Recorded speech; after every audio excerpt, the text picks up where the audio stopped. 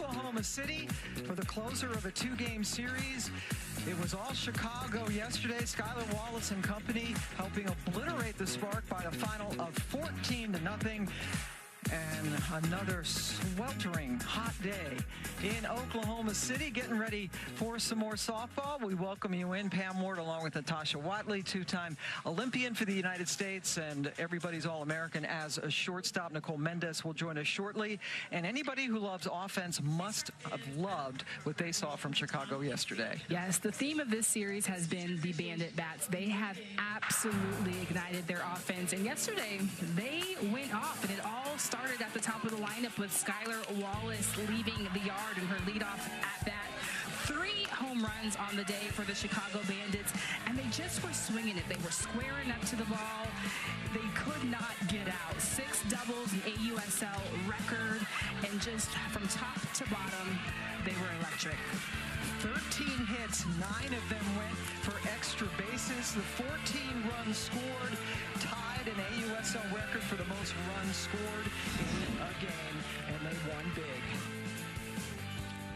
And today, Oklahoma City badly needs a good outing from their starter, Maya Johnson. Yeah, Maya Johnson, she's the only pitcher for the Spark to have a win against this Chicago Bandit lineup. And she has been the steady leader in the circle as a rookie for the Spark. So it'll be up to her to kind of set the tone. Yeah, former National Pitcher of the Year at Belmont, taking them to a couple of NCAA appearances. And no rest for the weary. The first person she faces is Skylar Wallace, who has just gotten back from the Japan Diamond League. 2 home runs and a double yesterday. And you just look at that lineup. It is just absolutely stacked. They will be missing Aaron Koffel. The shortstop is taking a day off for rest, so Skylar Wallace will be back playing short, which is her natural position. She had been in the outfield. Yeah, and just Skylar Wallace, so versatile, right? Just showing off her athleticism yesterday. Yesterday she was in center, but definitely I'm sure she'll be happy to be a little bit more comfy at shortstop.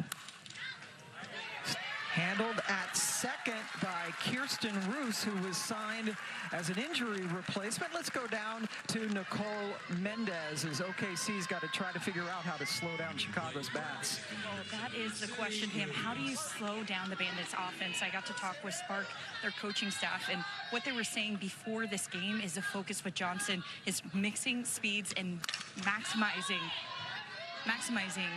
their pitches across the zone. They felt like yesterday they made it a little too easy with the free passes for the Bandits to be able to get a hold of some balls. And so with Johnson, the focus is attacking early on. Yeah, and definitely you can already see the adjustments made from the Spark.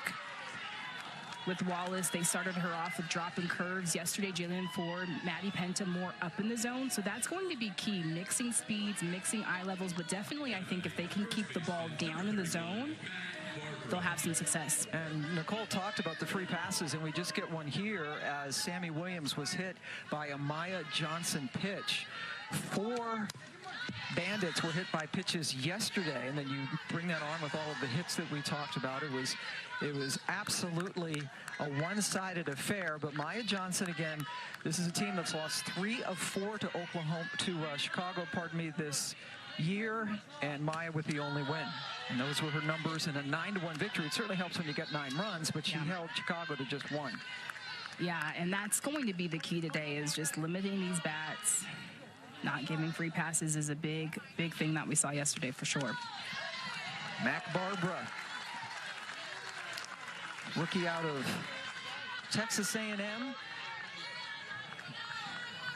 Big day yesterday, 3 for 4 with an RBI single and an RBI double. Back playing first base, gets away from Delaney Wiz, and that allows Williams to get to second base.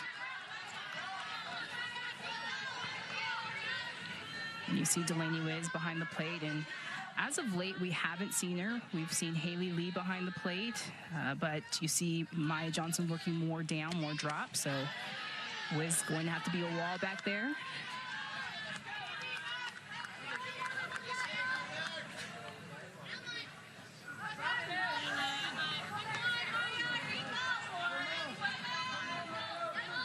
Full count, and that's right up the middle. And coming in from second, Sammy Williams gets Chicago on the board first. Another run driven in for Barbara.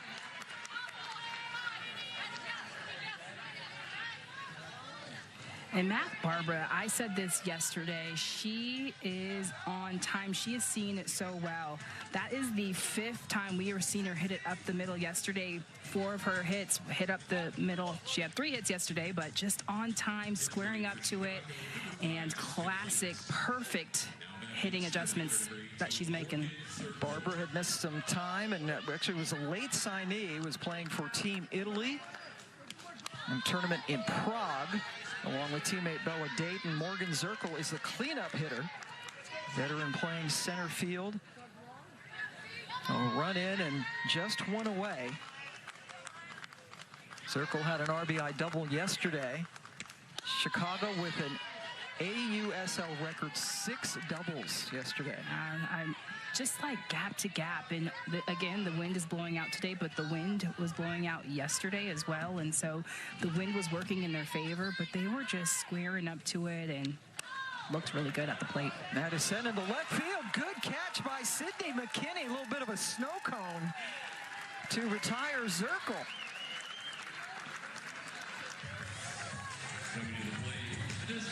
McKinney just back as well into the league. Yeah, just these balls are coming off so hard, but the wind again is blowing, and so for the outfielders just making hard reads, that's a tough catch right there, but that is a huge out for the Spark. Now Mary Jacopo, who yesterday taking off and stealing second, Barbara. Actually, Clements is pinch running, pardon me. I said, that didn't look like Mac. That's because it's not. Pardon me, that's Jessica Clements coming into pinch run and steal a base. Yeah, and Jessica Clements has good speed. UCLA Bruin, and gets herself in there and gets a stolen base on the day. Had to get that Bruin reference in. But back to Jacopo. Yesterday, she was hit in the jaw by a pitch, and you see she's got the full face gear on today, had a flap on it. And her face is swollen. She's got quite a bit of makeup on it. Otherwise, you'd see the discoloration. But just DPing today, just DPing. She's usually a catcher, but that's a tough kid to play with your jaw like that. Mary Jacopo is just one of the toughest athletes in this league, and if anyone's going to get hit in the jaw and come back the next day and have at-bats, it would be her. Oh my, another free pass.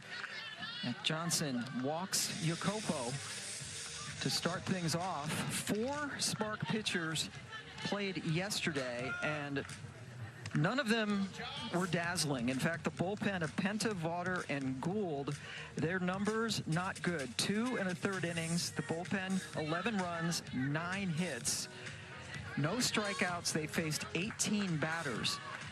And as a team, yes, Chicago yesterday was 13 of 26. They hit 500 as a team. And after an 0-4 start, we've seen the turnaround. Now Jocelyn Erickson, who's doing the catching today. The Bandits are blessed. Jacopo caught yesterday. And Erickson, who was a national catcher of the year a couple of times at Florida, the University of, able to step in and catch.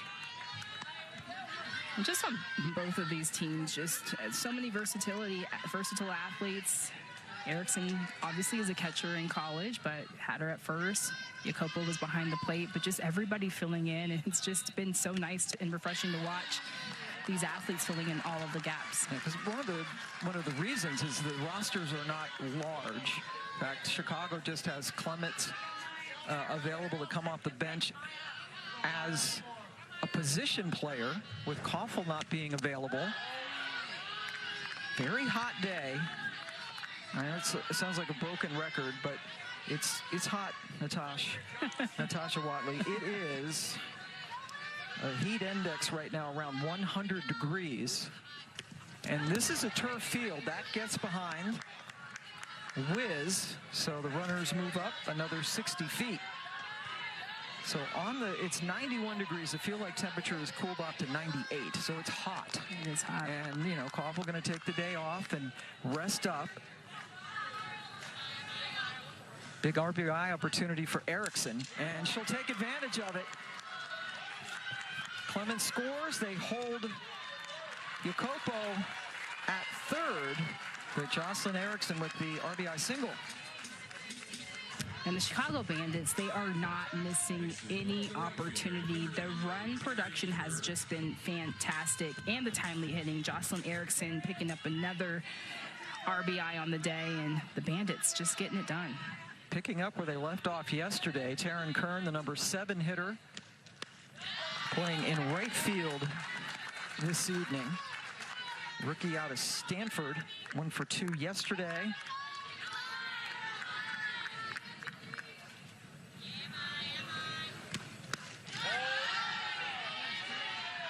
Takes a ball. We have Lyndon Baptiste calling balls and strikes. Scott Mayer over at third. Gil Zayas at first base. Our umpiring crew, 3-man crew.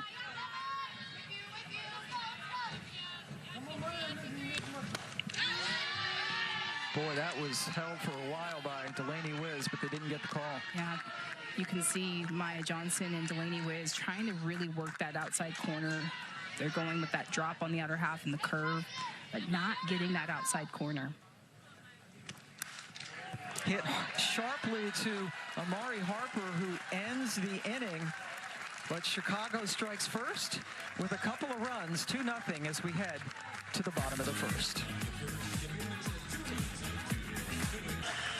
Welcome back to Oklahoma City, where Kat Sandercock has a 2-0 lead and is making her first start of the season. Yes, and Kat Sandercock, just another athlete returning from Japan, and has had some success there as well and feeling pretty good. But this is her first appearance as a starter.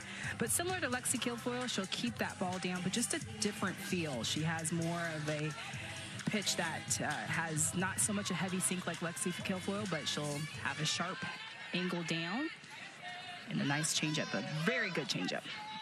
You see the numbers, 1 appearance that was last week, 3 innings of relief, gave up a run and also got a couple of strikeouts. Sydney McKinney trying to get the bunt down.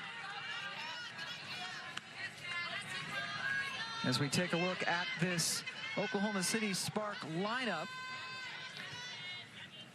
And Kirsten Roos was activated from the reserve pool today because Jessie Warren got hurt yesterday, and she came in right away and is starting. Yeah, we saw her at second base and, you know, just getting acclimated. That Jessica Clement steal, just a little bit of, you know, verbiage of who's covering, and so just her kind of getting comfy and getting comfortable in the lineup today. Clement stays in the game and is now playing right field. Taryn Kern goes to first. And what a play by Agbayani, and the call at first, however, is safe, but a great job just to get there. Yeah, Sydney McKinney doing a good job of just hitting this ball on the money. This is a drop on the inner half, but Agbayani just being able to have that ability to get to that ball and even have a chance at a play. Of course, Sydney McKinney, a lot of speed, but still, good play. Wow, and that was very close. You saw Kern with the good stretch to get the out, to almost get the out, but an infield single for McKinney. And now here's Sydney Romero. One of 3 Sydneys in the lineup. And we are going to talk to Mikey Romero, her little brother, coming up. And yeah, Lyndon Baptiste, the latest to have a ball find his mask. Yeah, we have the same situation happen yesterday, but this didn't even get mask at all. Oh, he got a shoulder. Right in the shoulder. Oh, my goodness. He's hanging in there. Shout out to the umpires. Sydney Romero 0 for 3 yesterday with a strikeout. Hits solidly. Agbayani trying to turn 2, and they do. The 4-6-3 double play. Agbayani to Wallace to Kern. And just like that, 2 outs and nobody on. Yeah, just fire me up. I love me some defense, but Agbayani just so quick. It's that first throw that is so important of a double play, but a 4-6-3 double play. Chicago Bandits, fire me up. Already a couple of nice plays by Agbayani out there. And yes, she is Benny's little girl. Benny, who played in the major leagues for a few different teams. Wiz takes a whack at the first pitch. And Agbayani, she's all over the place today. Grabs it in foul territory for the final out. And we got Mikey Romero coming up. We'll be right back. 2-0 Chicago. Welcome back. The Bandits leading the Spark 2-0. We have a shot of Sydney Romero out there playing shortstop, and we're pleased to be joined by her little brother Mikey, who plays in the Red Sox organization. They got a big win today in Worcester, and Mikey joins us. And Mikey, what's it like? I know you, Sierra, obviously also your older sister who plays in this league. What's it like for you as a little brother to watch your sisters play pro softball? I mean, it's awesome. It's fun to just get to watch them do what they love. And then it's always fun, too, just to see the text in our family group chat after the game. Just either saying, hey, nice hit, hey, nice home run, hey, nice play. So it's pretty cool to see. You guys are probably one of the most competitive families in diamond sports for sure. And I wish I was a fly on the wall when you guys were growing up. But just take us back to what it was like in the backyard being a Romero. Yeah, I always say it was like, I feel like, you know, I don't know what it's like having a brother, but I feel like it's comparable. They were so tough on me, and I feel like everything that we did, it was a competition, and I was always upset because they were always better than me. Even my little sister, she was always faster than me. Sierra was always a better hitter than me, and Sydney could always, you know, play better defense than me. So it was frustrating, but, you know, I had good role models, and it was fun to just it was fun to just grow up with them. It made you better for sure, right? 100%. So we're talking about Sydney, and we're watching Sydney play, but what are some of the things that you've learned the most from Sydney? Yeah, I've always just really enjoyed watching the way she carries herself. She has such a calm demeanor. I feel like the moment's never too big for her. I remember watching the College World Series and watching her play for Oklahoma, and you know, those crowds are going crazy, and it was just so cool to see her lock in and, you know, hit home runs when it was a big moment or make a great play. So I've always just appreciated that calm demeanor that she has, and that's something that I try and take into games daily. Out of your sibling, who would you say has pushed you the most growing up? Out of all of them. Yeah, that's a tough one. I definitely think Sierra has played probably the biggest part in just my development as an athlete. She's always there for me with, you know, defense, offense. But that's just such a tough question because I feel like they've all played such a big role. My little sister is always pushing me to be, the best version of myself on the field, and Sydney is right there with Sierra. I always talk to them about defense or hitting, whether we're going through a little slump or it's just talking shop.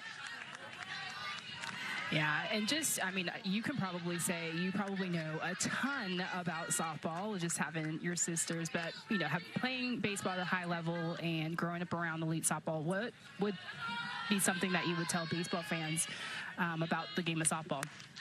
I always tell everybody that softball is one of the most fun sports to watch just because of how fast it is. I think the last time I saw a softball game in person was back when I think it was an AUSL game at San Diego State, or I don't know, it was a while ago, but it's just so fast-paced. There's so much energy. Everyone's into the game, and I always just tell people that it's so competitive and it's just so fast-paced, and there's always something going on, and it's fun. I love watching softball. Yeah, it really is a great game. The bases are loaded here right now with Sammy Williams coming up. What do you think is harder to do, Mikey? Hit a baseball or hit a softball? I don't know. I've never had the opportunity to get in the box on a softball player, but I don't know. Yeah, I'm at a loss for words. I honestly don't know. Yeah, I'm kind of surprised you have no desire maybe to stand in there against like Kalani Ricketts or somebody like that. I think you're a very smart man. Definitely not. Yeah. Yeah, Mikey, I just wanted to shed a little bit of light on your dad's impact on your family, and he just has had such a profound impact on all of you. But if you could just talk about, when I've talked to Sydney and I've talked to Sierra, and just about their hitting and all of the things that they've learned from him. But what's one lesson from him that you still hear in your head every time you step on the field? A funny one, I think, should be hitting. That's like a big motto in our family. And I actually, I have a belt that should be hitting on it. And I feel like that's always playing in my head. As silly as it sounds, like there's always a way to get out of a slump. And you can work out of it. And I think that the harder you work, with baseball and softball, the game will reward you in some way.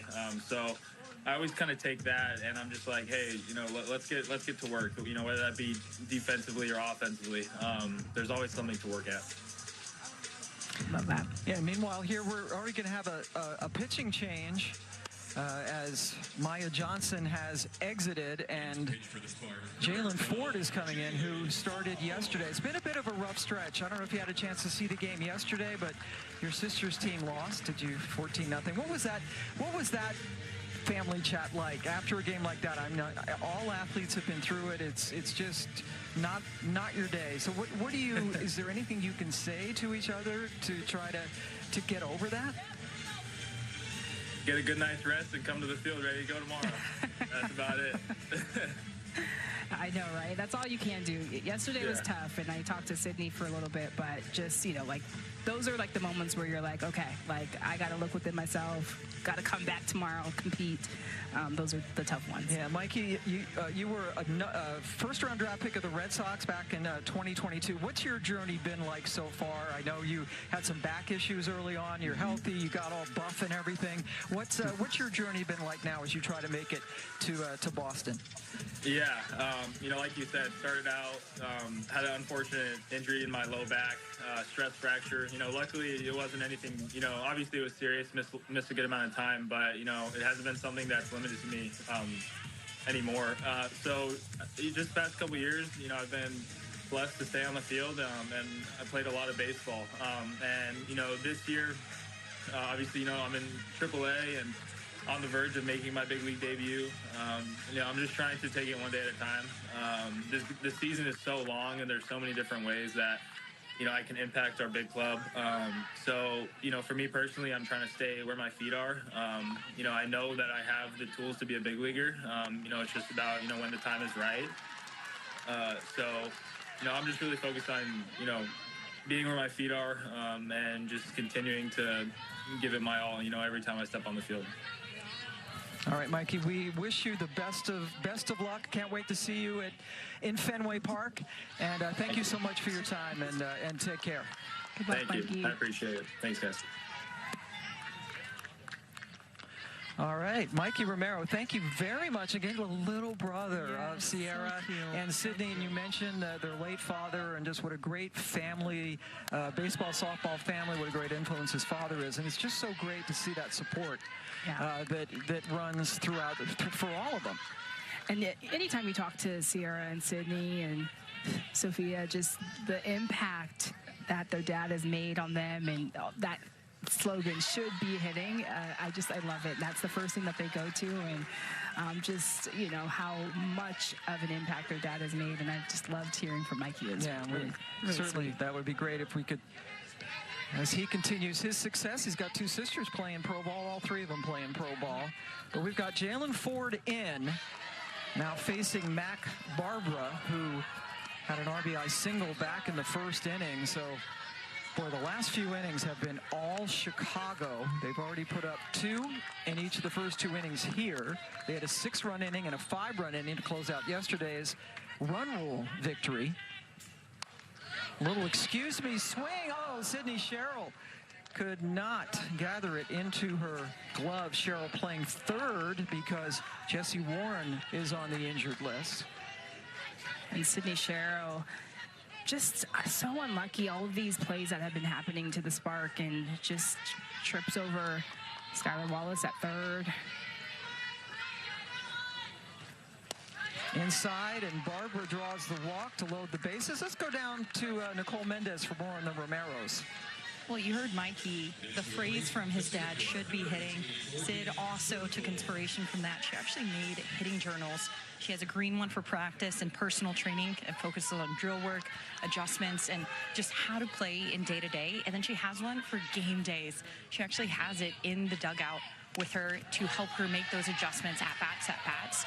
She says it's just a piece and a way for her to keep her dad with her whenever she's playing. It's so special. That Romero family is so tightly knit, and her dad was a huge piece of that. So it's amazing the way that all of them continue to honor and carry on his legacy. Yeah, and just even to her day-to-day, and being able to use that journal, document her hits, her at-bats. I love hearing stories about their dad and how much he's impacted them. Did you ever do anything like that when you were hitting, or keep a book on pitchers? I did when I was in Japan, and especially it was just, I was learning a whole new roster of pitchers on different teams, and so just having to document what I was seeing, what I got thrown. So I really started that and practiced that a lot when I got to Japan. Which I'm sure there were all sorts of differences going on there, and so many of these players have come back from playing over there. Here's Morgan Zirkle with an opportunity. The base is loaded, nobody out, 2 runs already in here in the second. Facing Ford, who both started and finished the game yesterday.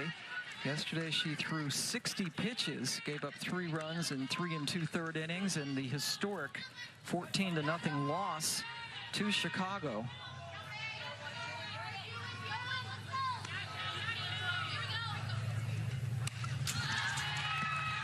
Yeah, just the Bandits, you just look at their swings. They are so on it, and it doesn't matter where the Spark are going. They're going down and out, down and in.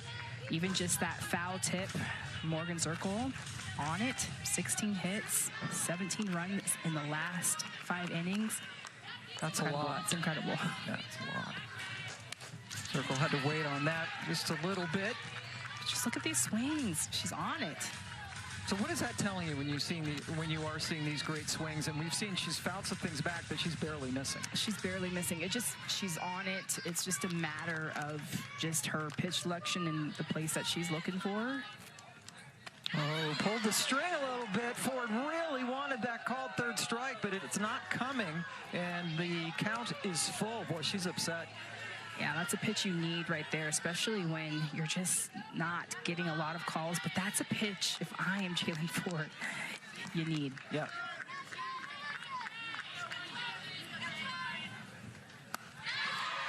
That is strike 3. So the first out of this second inning.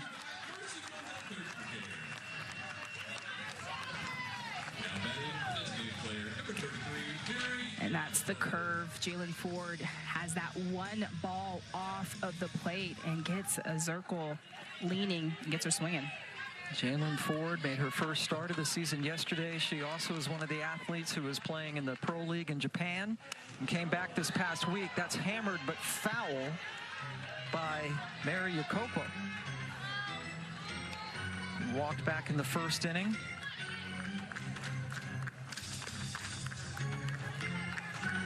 Again, getting hit yesterday in the face. You see the swelling there a little bit.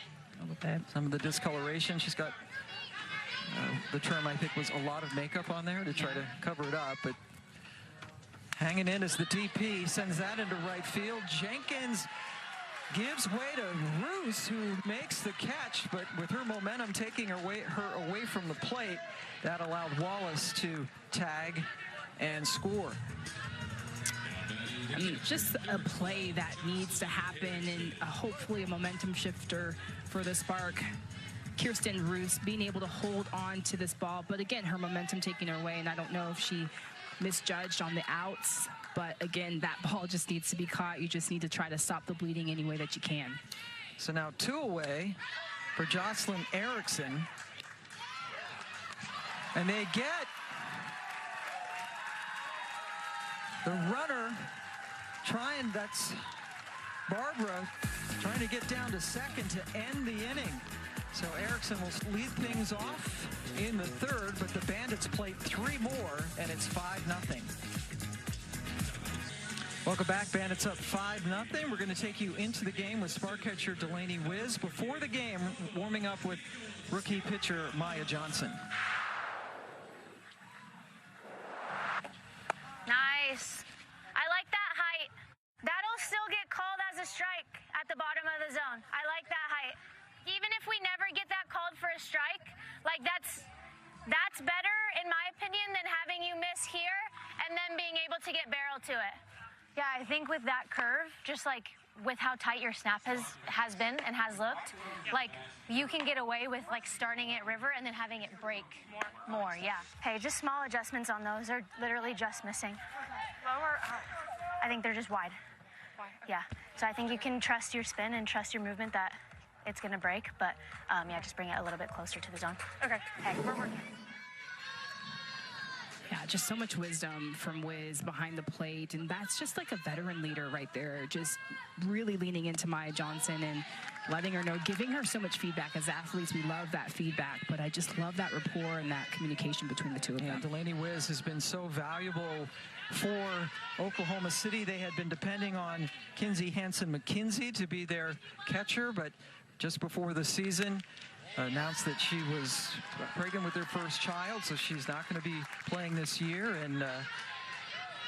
And they went, their GM got, Wiz, that UCLA connection, and it's really worked out. Yeah, and knowing that Delaney Wiz, catching is not her primary position. She's usually a corner. She acquired that at UCLA. Boy, Agbayani putting on a show over there at second base. I mean, a super clinic right now. Her glove work, her footwork, just crisp. She's such a ball player. I can watch her field all day long. Yeah, Natasha Watley was a tremendous shortstop, but you middle infielders depending on each other so much. And second baseman, a lot of shortstop maybe kind of maybe a more publicized position, but second baseman so valuable. Yes. Shortstops with brains. Yes. Who told you that? That's Jenny Dalton-Hill, who is the general manager for Chicago. Of course, she was a second baseman, so of course she's going to say she was a shortstop with brains. But she came in to Arizona as a shortstop and was converted to a second baseman. And said it took quite a while to learn, and there are big differences. It's such a big difference. It's, yes, your middle, same depth, but it almost feels like you're backward reading off of a hitter, a lefty hitter, just reading that ball to you at second base. But it's the thinking of covering on bunts, covering at second. It's a lot going on for a second baseman. Agbayani, the ball keeps finding her. Harper grounds out. Agbayani has been involved in the last 4 defensive plays. A couple of ground outs to her.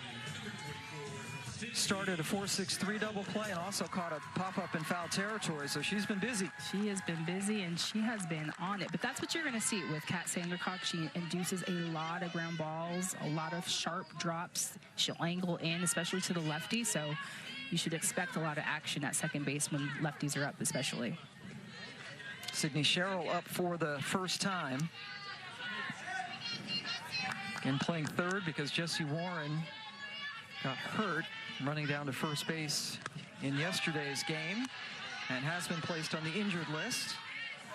So when you're put on the list, you have to be out for a minimum of 7 days.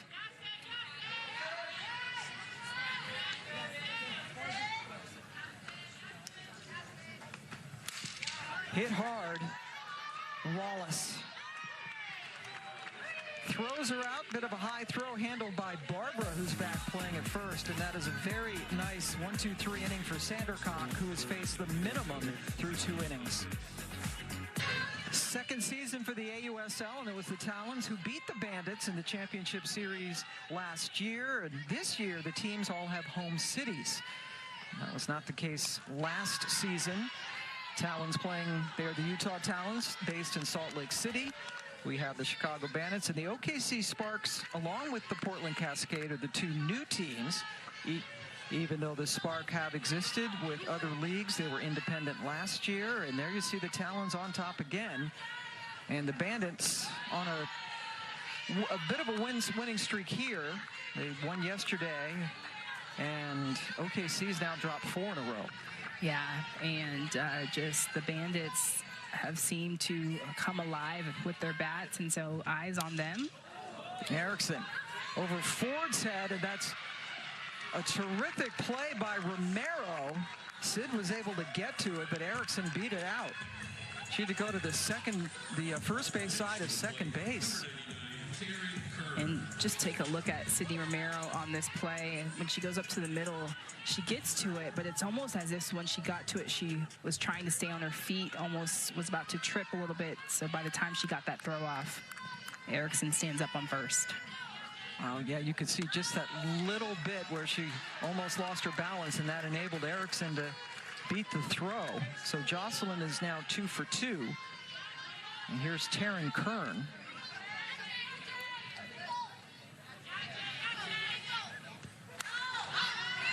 Grounded out her first time to first base.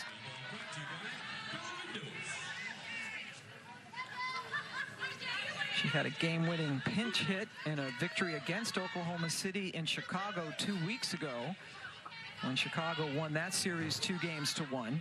This is a 2-game series. Hard to believe the season's already pretty much halfway over. 25 games for each team.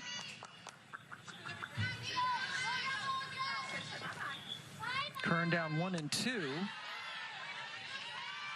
And the team that finishes first in the regular season standings, they get a bye. And this year there will be a play-in game. The second place and the third place team will play a game to decide who will play the first place team in the championship series, which is new. Yes. Because we've got 6 teams instead of 4. Kern goes down looking. And that's why it's so important in this part of the season to start to get your wins. And if you're the Bandits, like this momentum that you're getting, like there's still time. We're in that midway, halfway in the season. And so you want to be that top 3. And so there's still time. Championship series will be down in College Station, their beautiful ballpark. They just tore down the old one. Did you see that at Texas A&M? Yeah. Yeah, I've yet to be there. I've never. You've never been to College Station? I have never been there. Never been there. I feel like I've seen every softball field in the world. Amazing. That is one I have not seen. Amazing athletic facilities there. Big swing and a miss from Bella Dayton, who singled and scored her first time up. But Davis Diamond, the new one.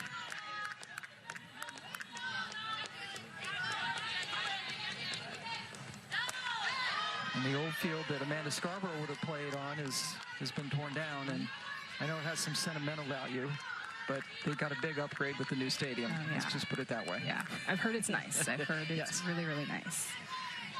So that's where the championship series will be, the end of July.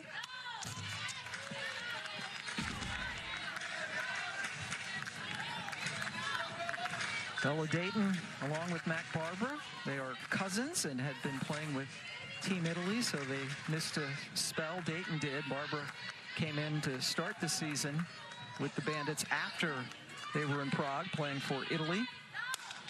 Off the glove of Ford. What a flip by Kirsten Roos.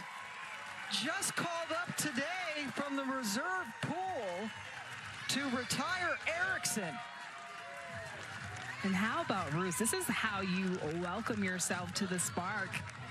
You gotta play solid D, but this right here, this is so hard. This is a hard hit ball. Roos getting to this ball. Glove flip. Just money. Again, Roos coming up to take the roster spot of Jesse Warren. Sydney Sherrill, the regular second baseman, playing third, and that is gone. One powerful swing. And this is turning into an Ilana Adbayani evening. She's been great at second base, and now she's got a home run. And I just want to know what Aguayani had for breakfast today. She had her Wheaties, but I mean, just showing off on both sides of the plate. Some incredible defensive plays, but this right here is just solid hitting, and she just uses her entire body. It supplies so much power. She's got a small frame, but have a day, Aguayani. And that is her first professional home run, the rookie out of Oklahoma. A 2-run shot, and it's 7-0. And Skylar Wallace, who had 2 home runs yesterday, comes up for the 3rd time.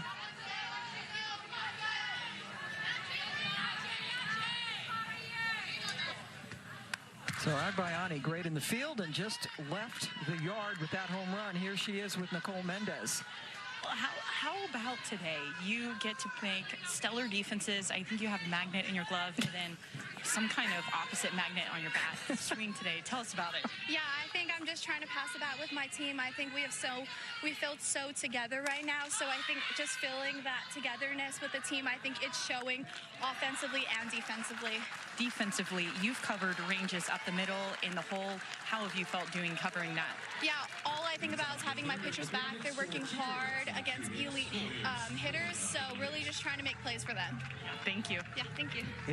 And boy, has she been making some plays. It's 7-0 Bandits as we go to the bottom of the 3rd. And we are pleased to be joined by Sammy Williams, who is listening to us out there in the field. Sammy Gaddis, thanks for doing this. Boy, what a season you are having, and while balancing working for the Chicago Cubs. What's it been like for you this year? Your numbers are eye-popping. Yeah, it's been good. I'm just trying to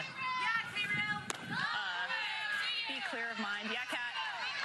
Stay focused, not let the ups and downs move things around, but I'm lucky enough to be off from work right now so I can focus fully on softball. Are your coworkers tuning into you, like seeing you ball out? Yeah. So Sammy, just talk a little bit about this season, just being able to come back in the Pro League and just kind of your approach you've been taking, especially at the plate. Sorry, can you repeat that? Talk about how you've been able to come back this year and have your softball pro career, but your approach at the plate. Talk about that. Woo! I like that. Sorry, that one went in and out again. Can you repeat it one more time? Just talk about your approach at the plate. Yeah, I'm just trying to stay clear of mind at the plate, drive something up the middle. That's been my focus. Not trying to make too much happen, and it's been working for me. So, yeah, Kat. Yeah, Roos gets blown away by that. Job, kid. Sandra Cock pitch, her first strikeout. So walk us through, Sammy, your position as a software engineer. What does that mean, and what does your day-to-day look like? Yeah, so I'm a senior software engineer with the Cubs. So I'm in the baseball systems team. We work with the front office and really just get to build whatever they want to try to help make the org make good decisions. Yeah, Kat, data-backed decisions. So yeah, pretty much just get to work with all the departments on the baseball side and build some cool stuff. Yeah, Kat. Nice pitch. Yep, Grace Jenkins at the plate, and Sammy's talking to us while she's playing third base.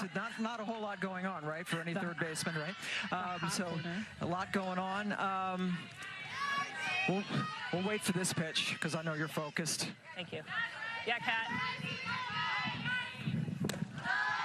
What's it like?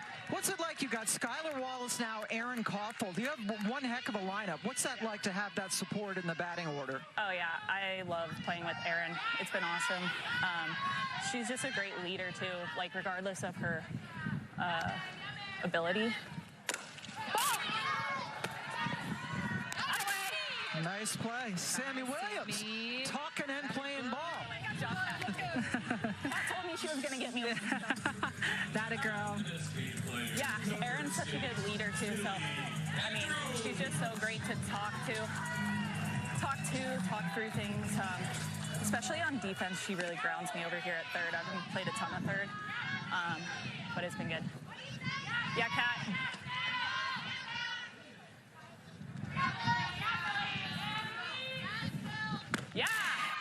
So, Sammy, what's it been like with the return of Lexi Kilfoyle and Kat Sandercock in the circle behind them both coming back from Japan? Oh, yeah. They're awesome. They're clearly shoving this weekend, so they've been great. It's been really fun to play behind them. Get us a lot of ground balls. Yeah, Kat. A lot of outs. Yeah, Kat Sandercock only had to throw 10 pitches in the first 2 innings. And Here you go, kid. Yeah, D2.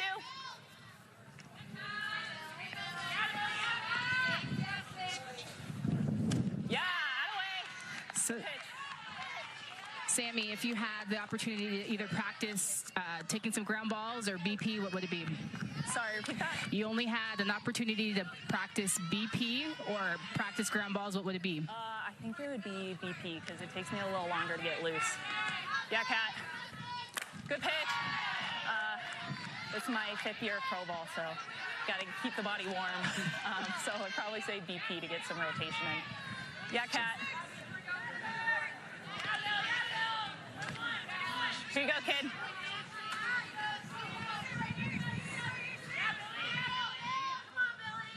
1-2 pitch to Billy Andrews, up for the very first time.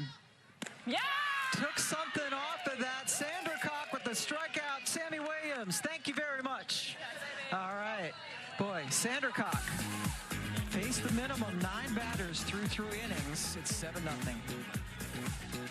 On the field, and we have one of them who should be getting some votes, stepping into the batter's box right now. It's Sammy Williams, who we just talked to when she was out playing third base in the bottom of the 3rd inning, and now she's leading off here in the 4th.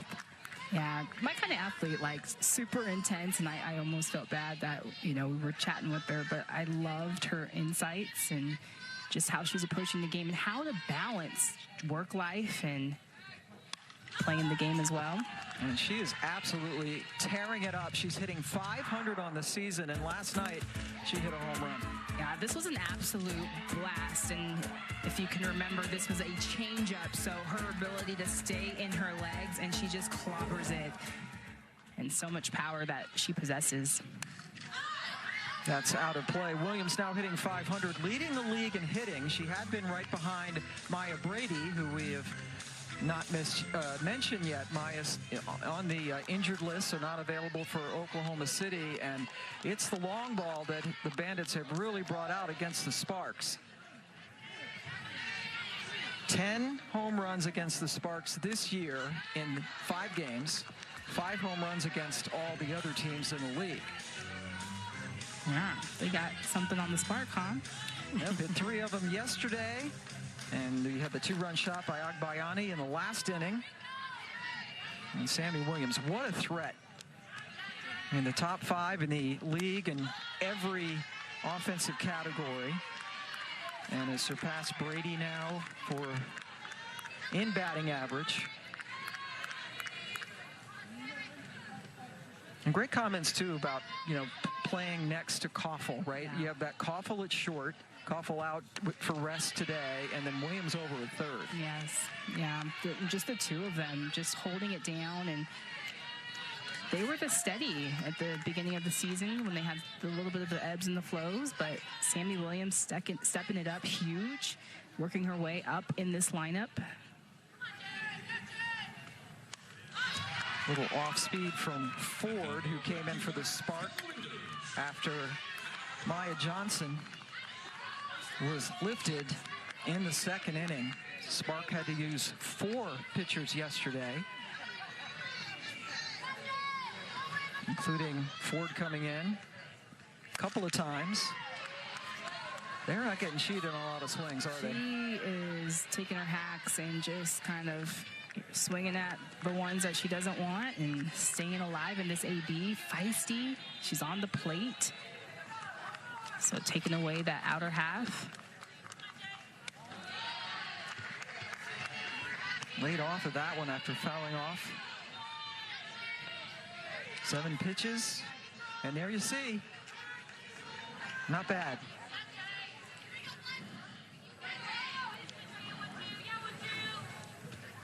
And that was coming into the night, and after getting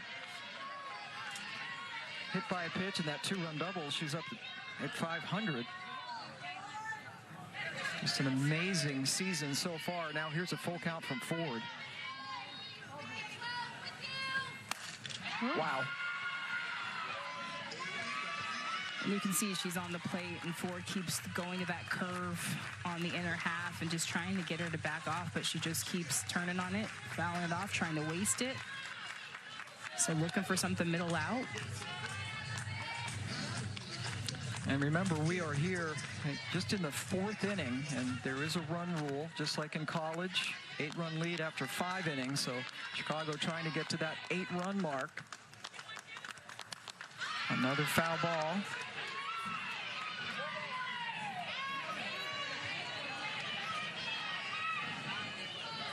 And we talked about how efficient Kat Sandercock had been just through 10 in the first 2 innings, 26 total. The Spark as a team with 2 pitchers all the way up to 85, and we're only in the 4th inning with nobody out. Yeah, Kat Sandercock has been so efficient on the mound today and just has had so much precision, so much movement. Again, using her defense, a lot of ground balls. And after fouling off 10 straight pitches, Williams sends one to the wall, running well out of the box, gets a stand-up double. My goodness, when you are seeing it, you are seeing it. That has to be one of the feistiest at-bats I've seen. And Sammy Williams just continuing to foul off pitches, that inside curve. That one is a little bit over the heart of the plate, and she's able to drive it up the middle. She stays in that at-bat. And she's on second base with a double. Yeah, and in that at-bat, she fouled off 10 balls, not in a row, but still a great at-bat, fouling off 10 pitches from Ford and then getting the double. And Ford is going to now exit the game. Elena Vaughter coming in. We saw her pitch yesterday as OKC is still trying to figure out how to stop Chicago. We'll be back. Stopping that to getting to the outfield, and that's your way to welcome yourself to the Spark. What a way to do it. Yeah, Roos signed as a replacement out of the pool when Jesse Warren went on the injured list. Signed today, showed up in the starting lineup and makes that play at second. Came from Coastal Carolina, played there for 4 years, and then played her senior year at Georgia. And Elena Vaughter comes in, the 3rd pitcher we have seen today for OKC.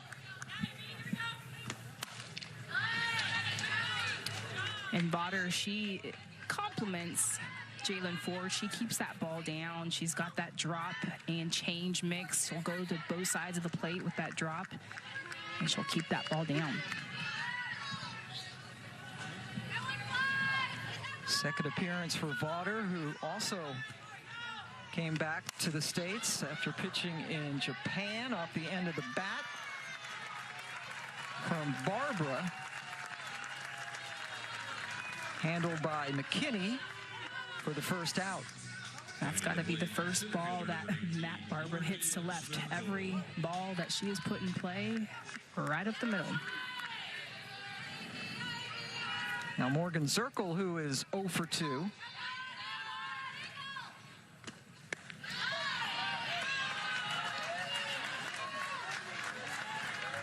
Zirkle, the head coach at her alma mater, Marshall, in West Virginia.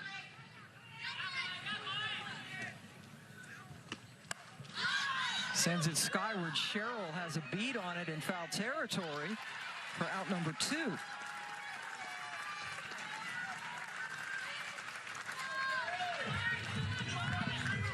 Vaughter coming in and getting the first couple of outs after the leadoff double from Sammy Williams that chased Ford. Mary Jacopo.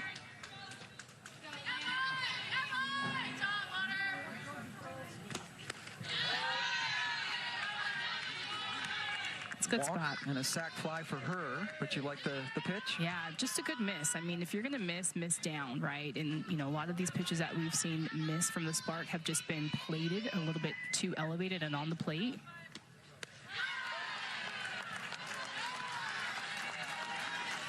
That one floats in at 54 miles an hour, and Vauder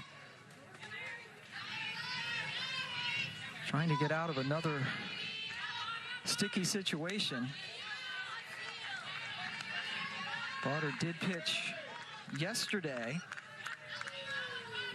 faced 7 batters and allowed 3 runs in the 14-0 run rule win for Chicago. That one's inside and called for a strike. And I think she just pairs up better with the Bandits, just able to keep that ball down a little bit more than the other pitchers. Lifted into right field. Grace Jenkins drifts over, and a terrific job by Vauder to strand Williams at second and keep it a 7-0 game.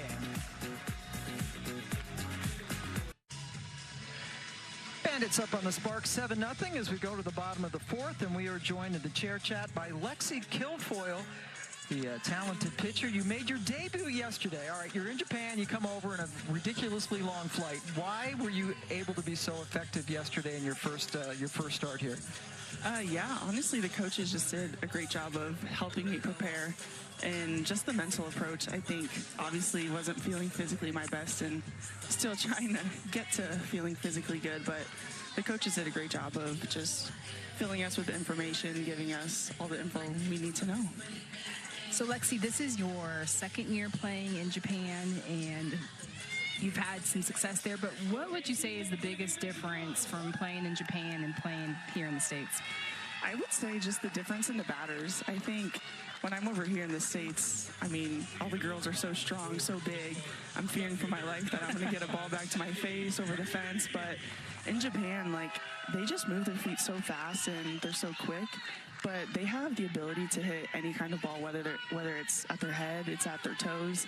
They can just hit any kind of ball. So you have to find ways to kind of be sneaky and just find a way to get them out, whatever it is. Yeah, so what has been your adjustments? Has there been things that you've learned there that you've built into your game now? Yeah, I would say just being able to move the ball more efficiently. I think sometimes you can get away here with really good location, but if you don't have movement over there, I think they can very easily get on top of you just because their barrel awareness and their back control is just absolutely insanely good. Yeah, no, I would definitely agree. But you touched on it a little bit, but just talk about, just your mental approach coming into yesterday's game. Just what were some of the things that you focus on when you're talking about your mental approach? Yeah, I think trying and just keeping it simple. When I have too much of my brain, that's when I'm not doing my greatest. So just keeping it simple and remembering little pitch cues. So for my drop ball, just staying fast, staying loose, or my changeup, trying to make it look like my fastball and my drop ball. So just little cues like that, and being able to stay tied in with my teammates. I think sometimes you get a little nervous and you kind of forget where you're at. So just making sure I'm connecting with them on the field, trusting them. So second year AUSL, just you're back with your Bandits. Last year you guys are fighting for a championship, and just talk about what it's meant to be back with the team and how it's been going so far. Yeah, it's made my heart so happy. I think last year we did an amazing job just building as a team, and I mean, we didn't finish how we wanted to, but we kind of learned from our mistakes in that championship game, and I think it kind of lit a fire underneath us for this year. And we have so many great new rookies, new players, so much talent on our team that I'm excited to see what they can add to our table and hopefully learn from us of what we learned last year so we can go back and chase the championship again. Yeah, we just saw Sandra Cott give up only her second hit in her first since the very first inning. Kat also just coming back from Japan, where that one's got a charge behind it. Delaney Wiz gonna send in the first run with an RBI double, so they finally get to Sandercock.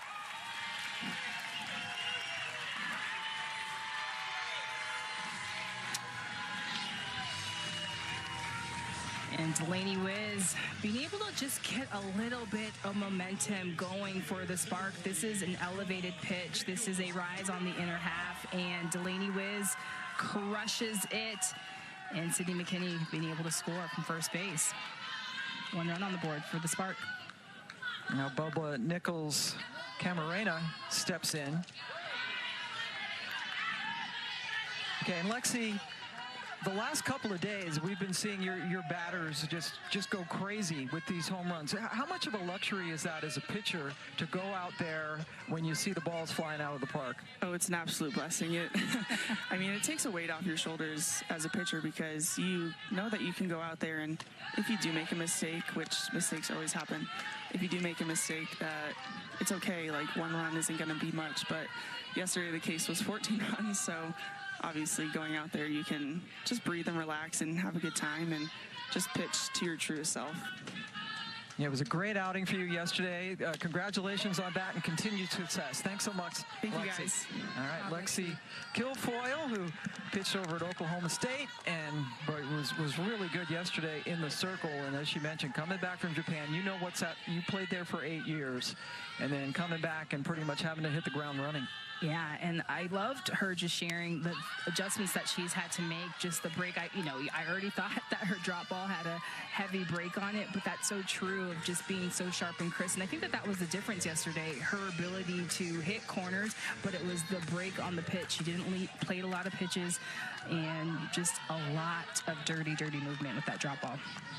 Only had to go 5 innings yesterday because of the 14-0 win. Erickson's throw down, and they get whiz. So Erickson popping out quickly, and as a lefty was open up towards third and was able to gun down whiz.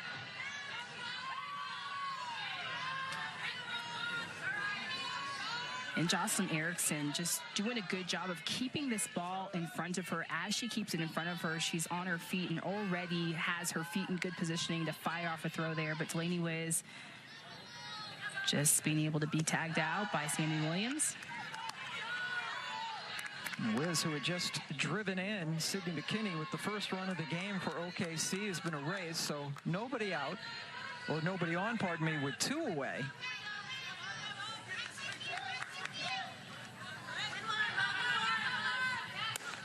Goes upstairs to get Bubba swinging. Oklahoma City finally is able to touch up Sandercock, but it's still 7-1 Bandits as we go to the 5th.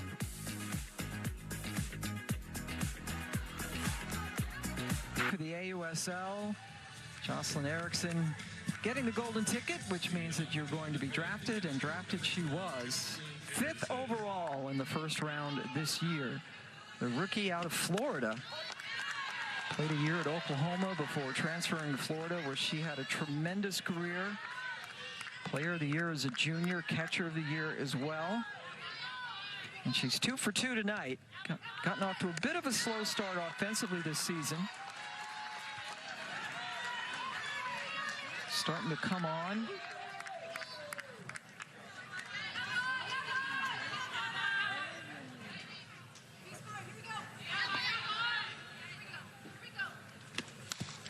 Yeah, you just think about getting that golden ticket. You just, as a senior, you don't know what the future holds, and it's been so fun seeing a lot of these athletes getting this golden ticket and knowing what it means as soon as they see that video played up on the big screen, knowing that they're going to receive a golden ticket and get to extend their softball careers, and it's been incredible to watch. Great opportunities opening up. 2nd season of the AUSL.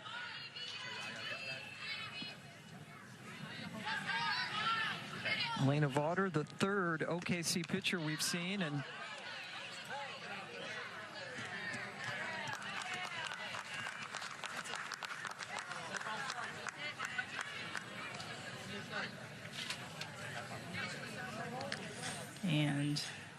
she won't get the hit by pitch, I guess, because it was going to be a strike.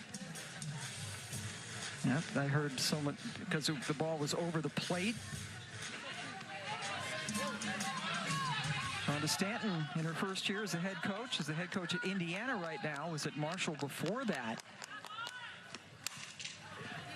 How about Jocelyn Erickson, 3 for 3 tonight. She came into the series 0 for 8 down in Texas when they got swept by the Bolts in the 2-game series.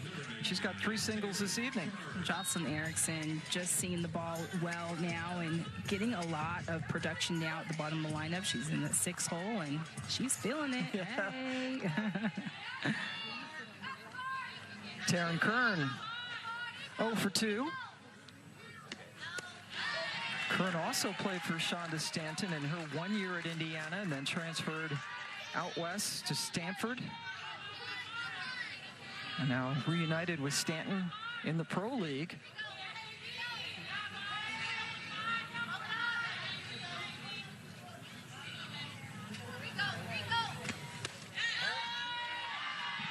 A little Stanford on Stanford matchup, but Taryn Kern just a student of the game, just very disciplined at the plate, very selective. Again, just learning all of these pitchers at the pro level, so a little bit of a slow start. Yeah, what an adjustment it must be. Just 6 teams in the AUSL. Not a lot of roster spots, so much talent. Botters ahead 1-2. Kern on the nose. Smokes it into left field, so back-to-back singles to lead off the 5th inning. But it's just the sound off their bats. It's just coming off so hard, and they're hitting the ball so solid. Yeah. They have not been fooled many times at all in this 2-game series. They put up 21 runs and have given up 1, and that came in the last inning. Bella Dayton has been up twice, scored twice, squares to bunt.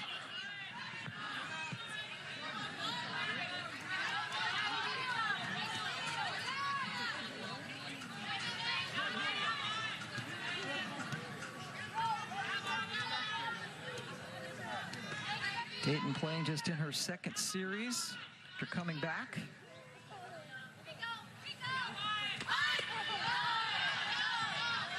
Playing in Italy, 2 hits in that opening series, and has a hit tonight.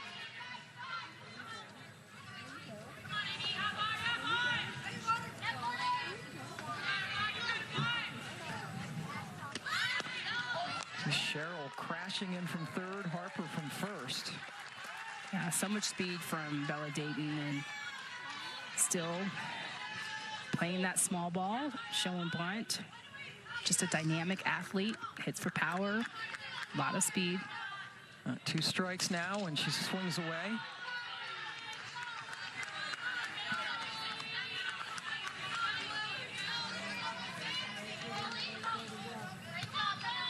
And there we just see it. That's domination.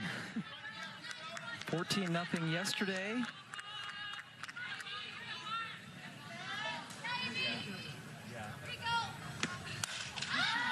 Lifted into short left field, coming in and making the sliding catch on her knees, Sydney McKinney for the first out. And you have to think that Sydney McKinney, or, you got to know that Sydney McKinney is out of position, usually an infielder, a middle infielder, so playing left field, so just trying to get comfortable out there, so that communication between her and Sydney Romero, huge, so that is a big catch for Sydney McKinney in left field. Agbayani is 2 for 2, hit her first home run of her professional career the last time up. And here it is. How about this for your first career pro home run? It is solid. Agbayani, she is feeling it today. Hit that off of Ford, who relieved Maya Johnson, who only lasted 1 inning, plus a couple of batters. Actually, plus 4 batters before she was lifted in the 2nd inning.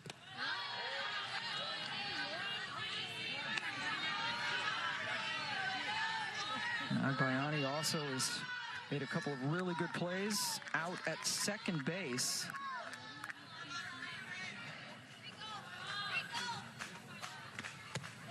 But fans here in Oklahoma know her all too well, because last year she won the Rawlings Gold Glove with the Sooners as a 2nd baseman.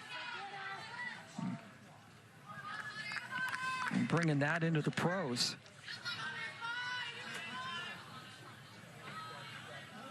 Time called.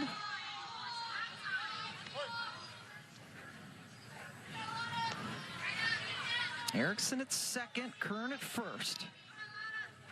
And a 3-1 pitch that Agbayani took to load the bases. And here comes Skylar Wallace. Yeah, it's just the free passes that has been the difference for the Spark. They, for the most part, have played solid defense, but just the pitchers just have not been able to figure out how to get these Bandit hitters out. And nowhere to put her with one away. Wallace has a hit today. Skylar hit 2 home runs yesterday, also had a double.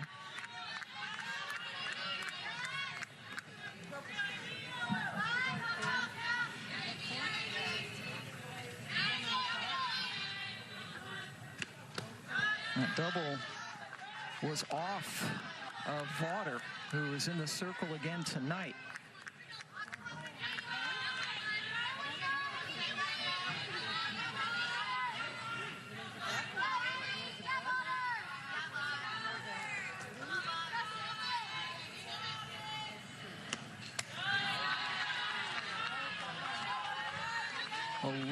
Hits for Chicago. They had 13 yesterday.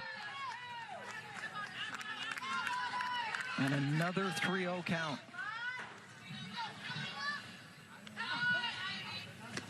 Wallace takes it for strike one. And Sammy Williams is on deck. Yeah, just it's not getting any easier in this Bandit lineup, and Spark just needing to figure out an out pitch.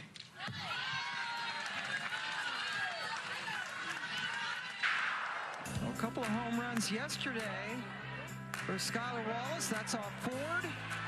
Yeah, and she was feeling it yesterday in her debut since being back from Japan. But that leadoff home run just really set the tone for the day for the Bandits.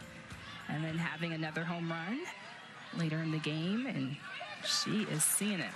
That's a big out, but tagging at third and scoring Erickson.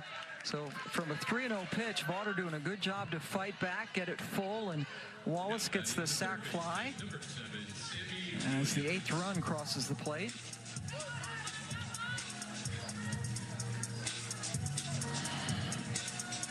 And now Sammy Williams, the best hitter in the league this year. A couple of doubles tonight, hit by a pitch and scored a run.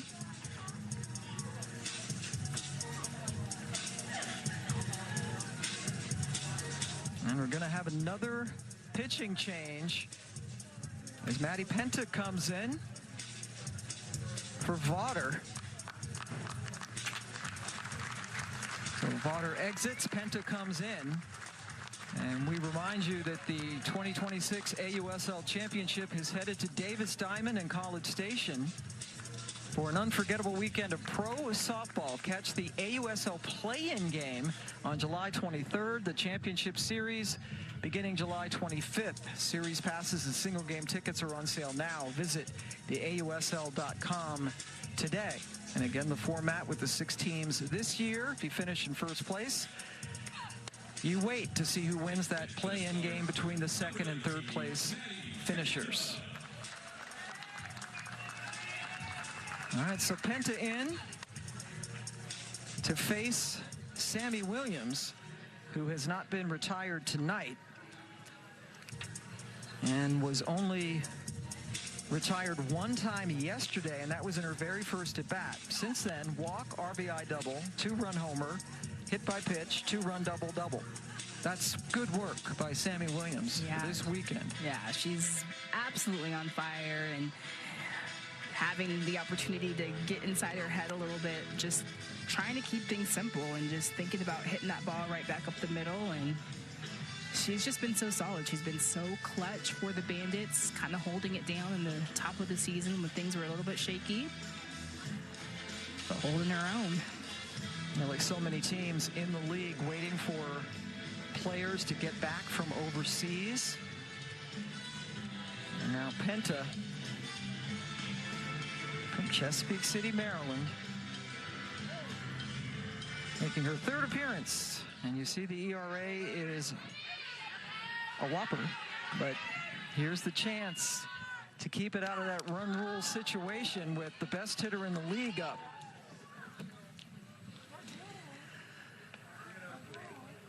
Man, Delaney Wiz, these catchers. He is working back there, just working for pitchers, and this is that foul tip, but just right into her thigh. Just getting banged up back there. Ooh, that was rough. And Wiz, who did some catching at UCLA, but when they called on her there, she answered the bell, and doing the same thing here with Hansen being out. Yeah, just an incredible athlete. Just her ability to do whatever is asked for her to do, and she's generally a corner, but GM Kirk Walker said at the beginning of the season, or preseason, called her and said, hey, I need you to take some reps behind the plate. And she said, okay, I am on it. And so she has stepped in and has been incredible behind the plate. And a couple games ago, had a little scare against the Cascade, had a ball go off of her helmet, and here just getting banged up again. So she's a fighter back there. And taking a bit of time to try to get herself together. Carly White is the head athletic trainer for Oklahoma City. And she's also having to handle a lot of pitchers. I mean, she's had to handle 4 different pitchers now for 2 nights in a row.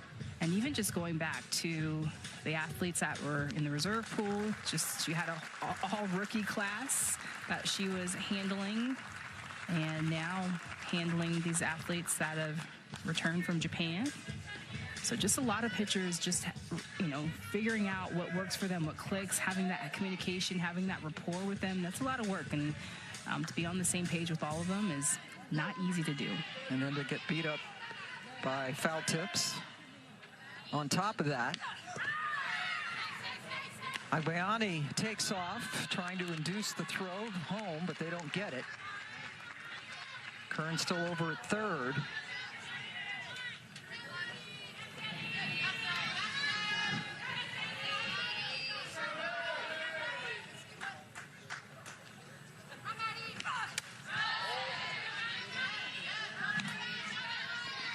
So Agbayani credited with the steal, her first of the season.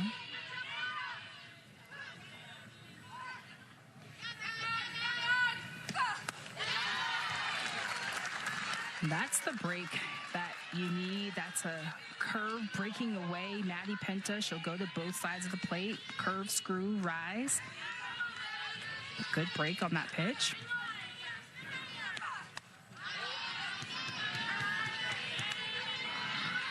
And a full count to Sammy Williams. Kern at third, Agbayani at second. Penta's pitch. Taken high to load the bases. So Williams, so patient at the plate, draws the walk. And now Mac Barbara comes up with the bases loaded and 2 away.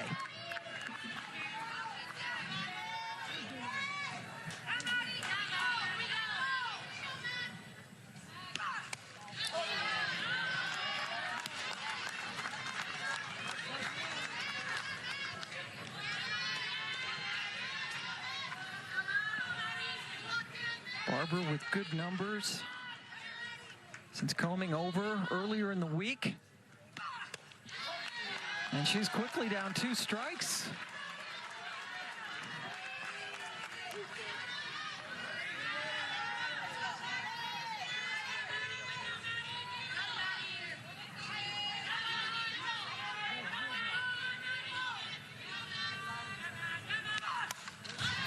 Foul back to keep the at-bat alive.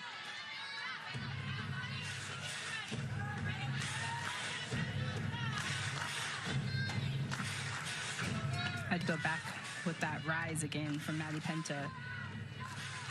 Try to see if I can get Mac Barbara to swing and miss. Puts it on the ground, playable. Having to hurry over, and doing so was Harper to end the inning. So Chicago leaves them loaded. Played another run. They're up 8-1 as we go to the bottom of the 5th.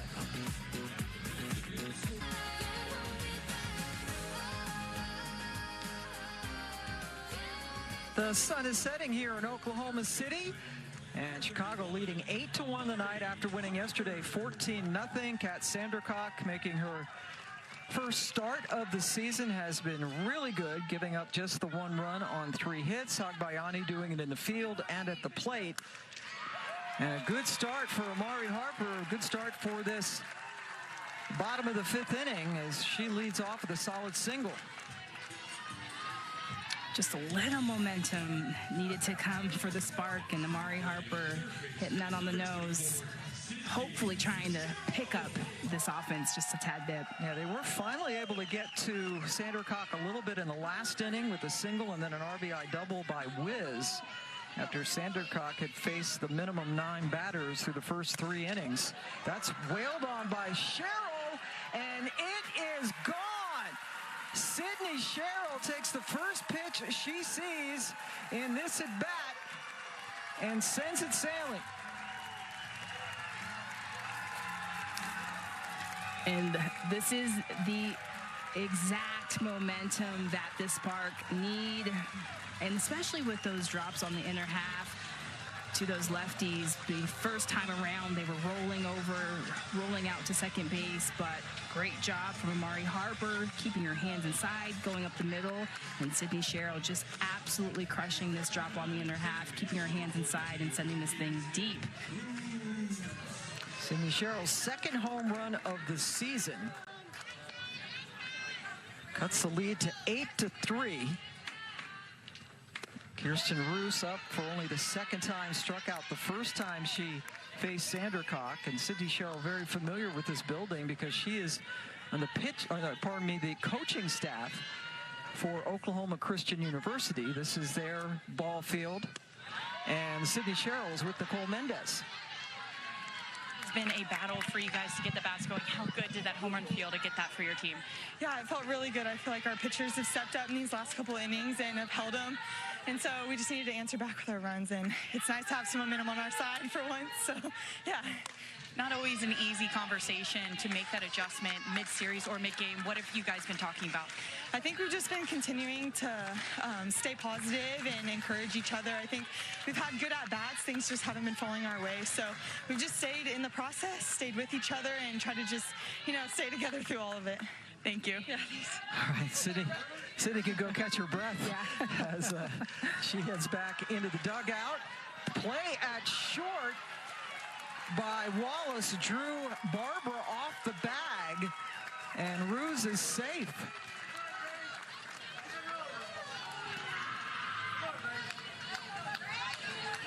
Skylar Wallace back at short, pardon me.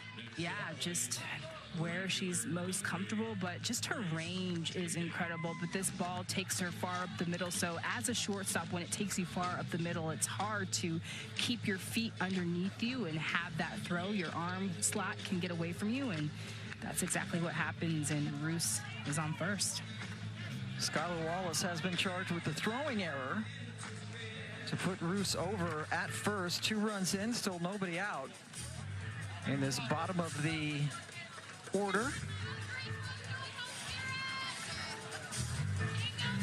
And that might be it for Sandercock. There's a visit. Shonda Stanton talking to the home plate umpire.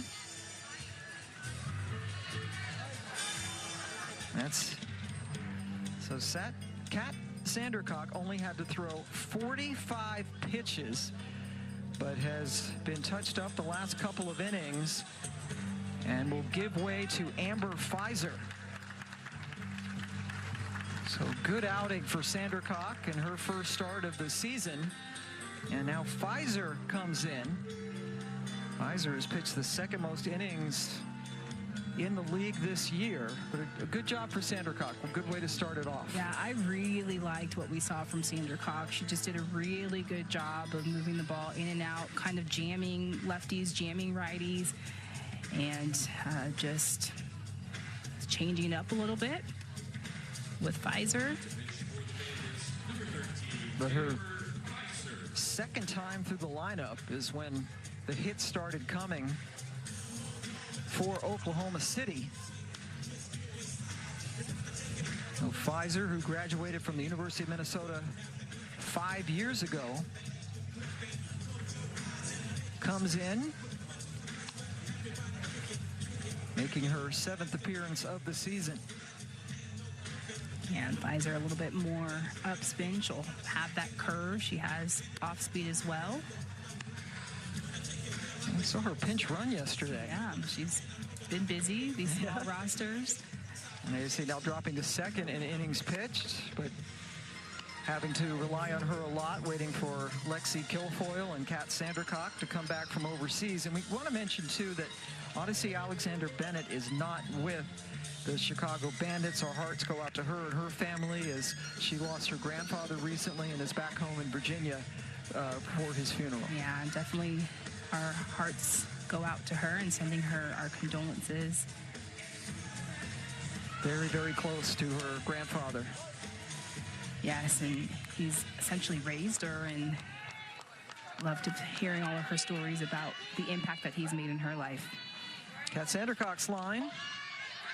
Pfizer facing Grace Jenkins,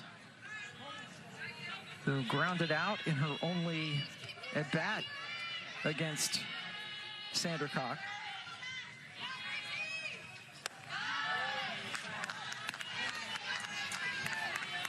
And Amber Pfizer set a Bandits record with a complete game win against Oklahoma City a couple of weeks ago. And the record was she had 7 strikeouts in that game. It was like, as well as Kilfoyle pitched last night, right, with the shutout, she only had 1 strikeout in the 5 innings. Yeah, and just Pfizer holding down this team in the start of the season, just really being a steady force in the circle for the Bandits and keeping them in this season. She just does a good job of moving the ball around, but she's just a fierce competitor. When you watch her throw, so much presence, she comes right at you.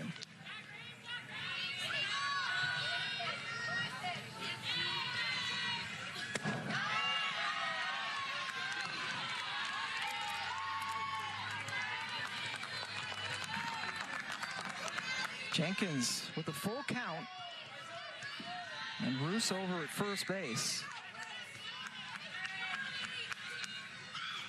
Man, and that sends her over to first.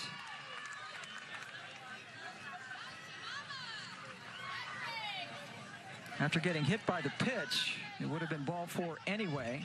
It's been ruled an HBP. Yeah, and her curve just gets that back elbow. Ugh, that's a tough place to get hit.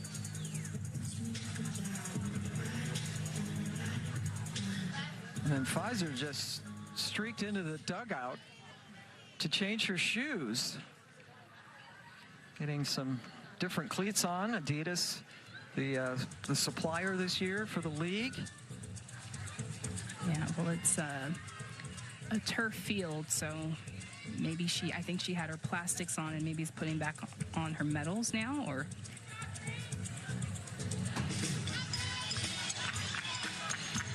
AUSL by Adidas brings together the energy of the game with the style and performance fans love, featuring exclusive apparel, elevated essentials, and athlete-inspired looks. Visit the AU Pro Shop online at shop.auprosports.com today. You can get some great gear for your favorite team, your favorite players, some AUSL gear. Pfizer changes out her Adidas cleats. Yeah, she had on her turf shoes and put on her plastic spikes, so just needs a little bit more gripping.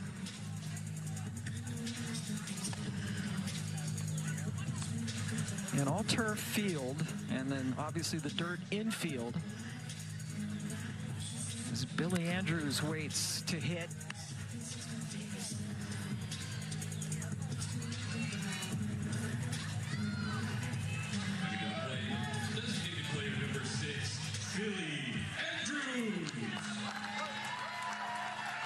Spark only had 1 hit through the first 3 innings. And have had 4 since then.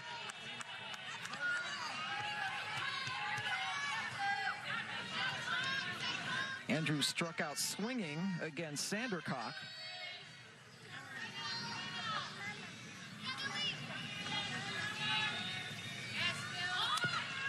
Bunt goes foul.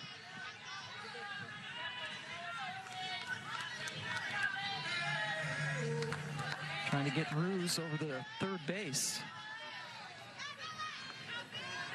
Pfizer throwing upper 68, so she's popping it, but just trying to find that control.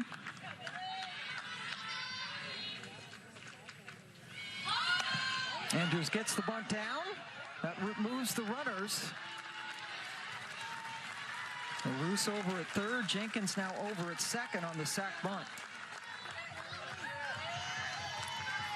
And Billy Andrews just taking the time to get this ball down. So important when you're sacrificing yourself and making sure you get that ball down on the ground, move those runners up 60 feet, doing a job. And still just 1 away for the top of the order, and Sydney McKinney, who goes after the first pitch.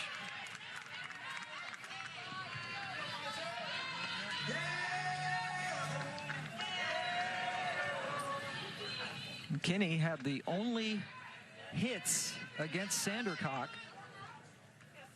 And then Wiz came up a couple of batters later, had an RBI double in the last inning.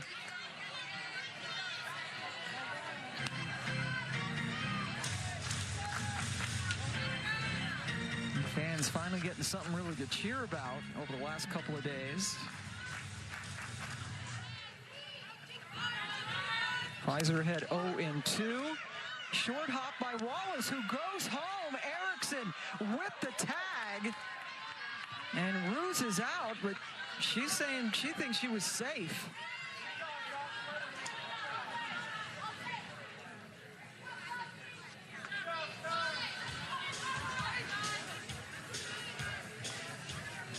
And Ruse was going on the ball angle down. But she's claiming that she got in there timing-wise. Under further review. Looked like she was out. It's just a matter of the tag. I think she might have gotten in there. Yeah, you can have challenges. And the hand is on the plate. You don't get a good view of it there. I think the other one was a better angle. Here we go. Did Erickson supply the tag before that hand hit the plate? Yeah, I don't think she got that left hand. She was able to get that right hand in before that tag. I think she's safe, and she left her glove on the plate, maybe as evidence. I'm safe right here. But you could certainly see the vantage point of Lyndon Baptiste, the home plate ump, from behind with the ball beat her, but did the tag beat her? I think she's safe. I think she's safe too. I think she gets in there because it's not clear with that left hand that there was a tag there. And I think that right hand gets in there. It's a great slide.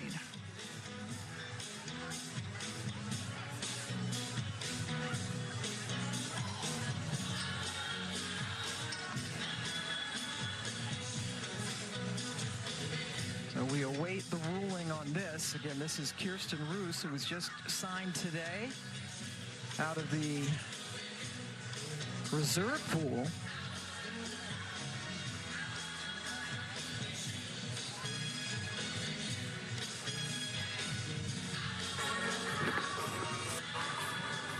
After further review, the call to play stands as an out. That is the Sparks' first challenge.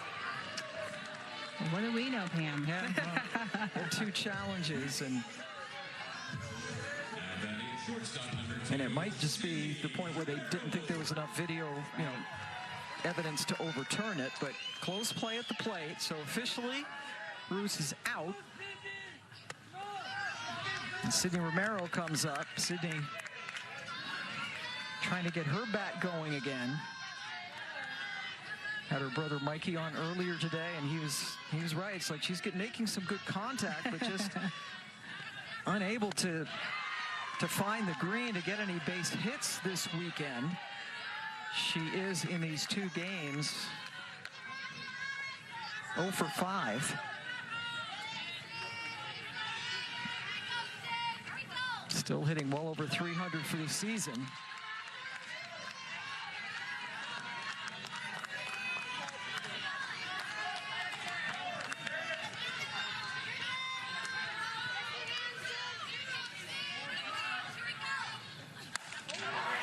Sydney Romero gets her first hit of the series in style. Crushing a pitch deep into the bleachers for a 3-run home run. And Amber Pfizer has just been elevating that drop ball. She's been trying to find it, and you just cannot make a mistake on a hitter like Sydney Romero. She is too good at anything elevated. She's got such a good bat head to the top of the zone, and she absolutely crushes this ball. And that's a 3-run home run for the Spark. And just take a look at where this pitch is, and Sydney knows off the bat, but just her bat head, look at her hands. Her hands are so quick to the ball. Just too good of a hitter to leave that pitch elevated. Measured at 254 feet.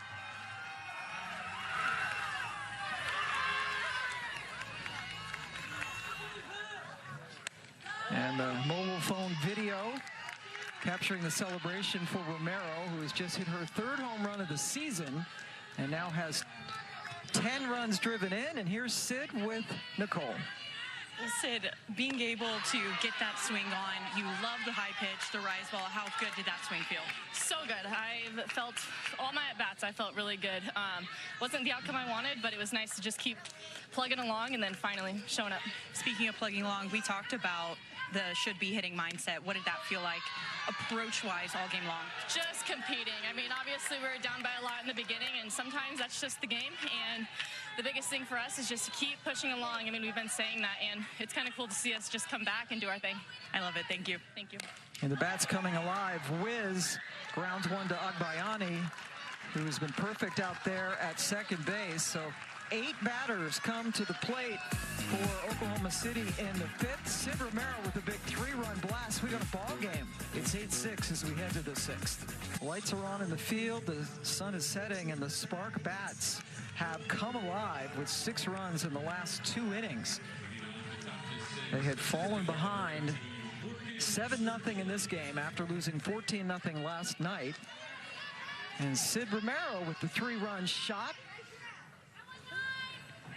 to get them to within 2 runs as Morgan Zirkle leads things off for Chicago in the 6th inning. Pam Ward, Natasha Watley, and Nicole Mendez joining you from Oklahoma City, the closer of a 2-game series. Mighty swing and a miss. But just listening to Sydney Sherrill and Sydney Romero just both say how they're just competing, staying positive, especially after a day like yesterday. It is hard to come back, but if you're any bit of a competitor, like these are the games where you're like, hey, you know, if nothing's going our way, let's just put it together. Zirkle gets the bunt down. Sydney Sherrill quickly in from third, but Zirkle was just able to beat it out. And I am telling you, Morgan Zirkle is so fast. This ball is a hard hit bunt, and Sydney Sherrill was already shaded in and ready to go. But Morgan Zirkle just too fast. So fast. And another close play. Sherrill playing third tonight again because Jesse Warren got hurt yesterday and is on the injured list. So Sherrill goes from second to third.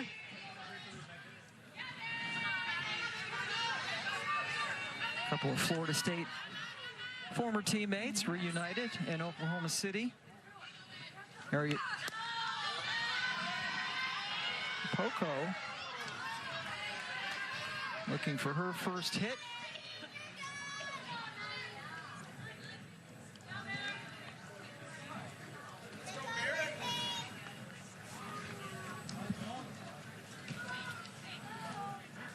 And now Conference in the circle.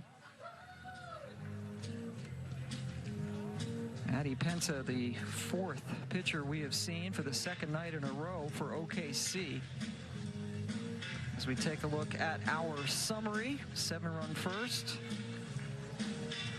7 runs in the first 3 innings. Agbayani with a 2-run homer and some great play at second base defensively. And Oklahoma City is striking back with 6 runs in the last couple. Sid Romero accounting for 3 of them with her home run. And they're still in this ball game, the Spark, down by 2. And just them being resilient, staying together, staying positive, and just chipping away at the game a little bit at a time and not trying to take on too much. They've been impressive to watch tonight. Yeah, not hanging their heads, especially after last night. And the play made by Romero. So Sydney Romero following up the home run with some great defense. Yeah, I mean, just pump me up. I love it. And just knowing where you are on the field, Sydney Romero, I mean, makes this look so easy. Routine play for her, routine play for anybody, but especially when you need that momentum shift, no better time. And the presence of mind to know, hey, I have time. You saw she didn't panic. Right. Stepped on second, made the great throw to get your Poco and get the double play. And now it's 2 out and nobody on for Erickson.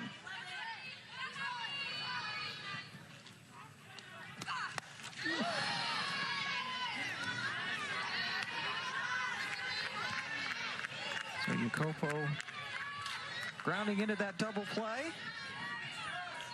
And this is supposed to be a screw. And that just crosses up. Lady Wicks goes in on Erickson. Erickson always crowds the plate, and that time she got hit by the pitch.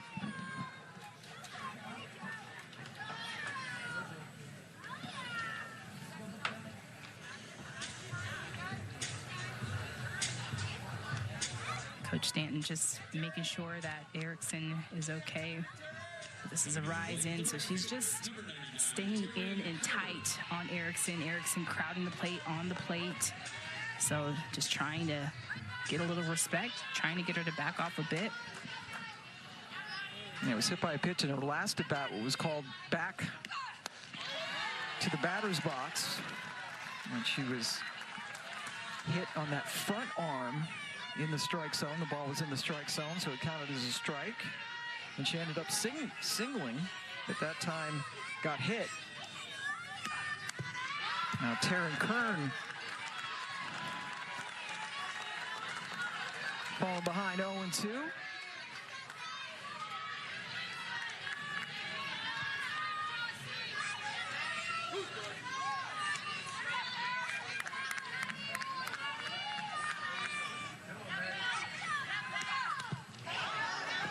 Back-to-back.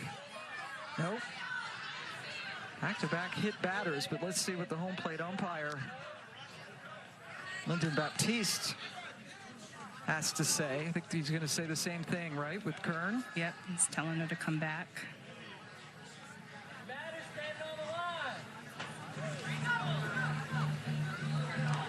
So Shonda Stanton making her case.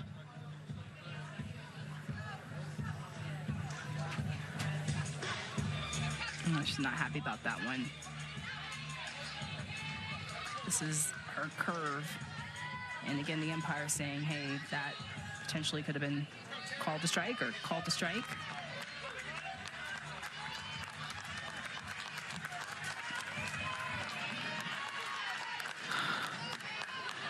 So that was indeed a strike against Kern. And then she goes towards the outside part of the plate.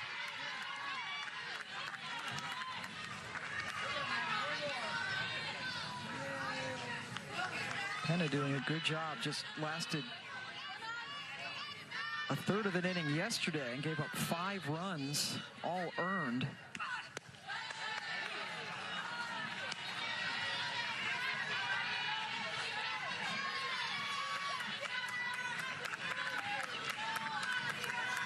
Full count with 2 away. Erickson over at first.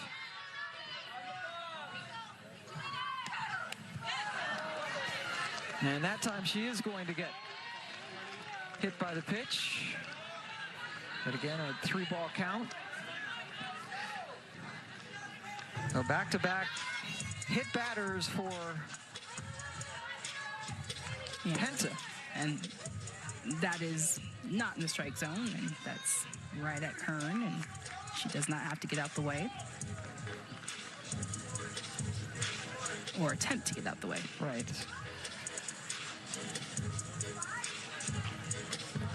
So the double play had the bases empty with 2 outs. Erickson and Kern hit by pitches, and Penta goes out. And Jalen Ford is coming back in. Ford lasted 2 innings in relief of starter Maya Johnson, gave up a couple of runs through 50 pitches. And something different here is she was not the starting pitcher, and each player can be substituted for once and come back in, and that's what Ford is doing. Have you followed the AU Pro Shop on Instagram yet? Stay in the loop with new arrivals, restock alerts, giveaways, and exclusive promos you don't want to miss.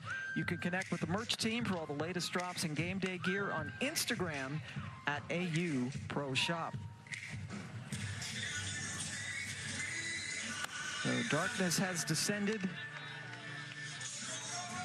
here in Oklahoma City. And Ford coming in for the second time. And she will face Bella Dayton, who has a hit tonight and has scored a couple of runs.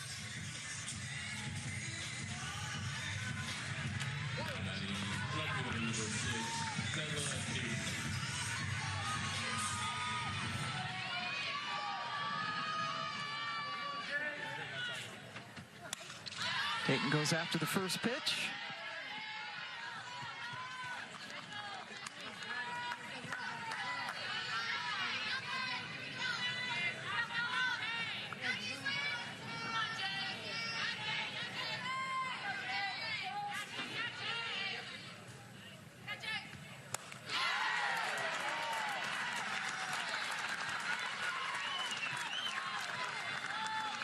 And although Penta and Ford both throwing rise, just a different sharpness on Jalen Ford's rise.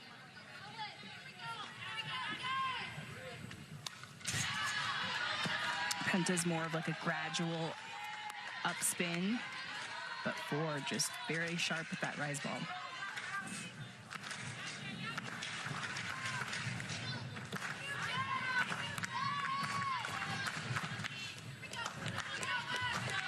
To Dayton with 2 on. Sends it foul again.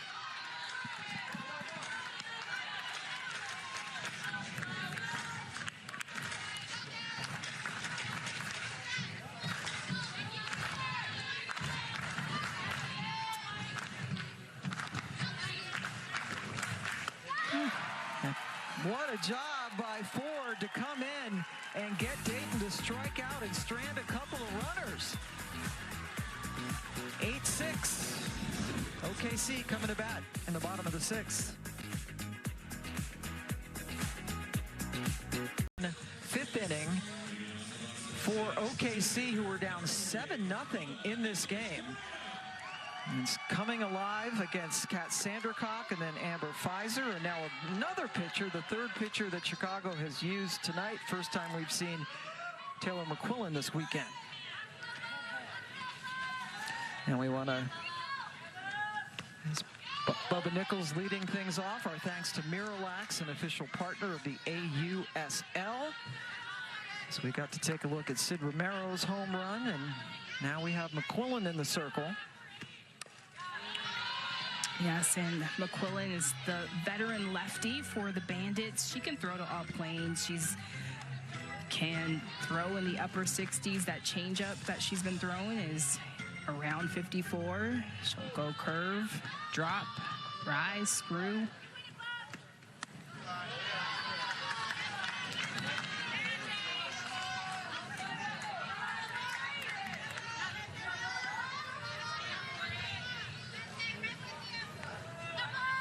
Nichols Camarena 0 for 2 so far tonight, and that one sails high.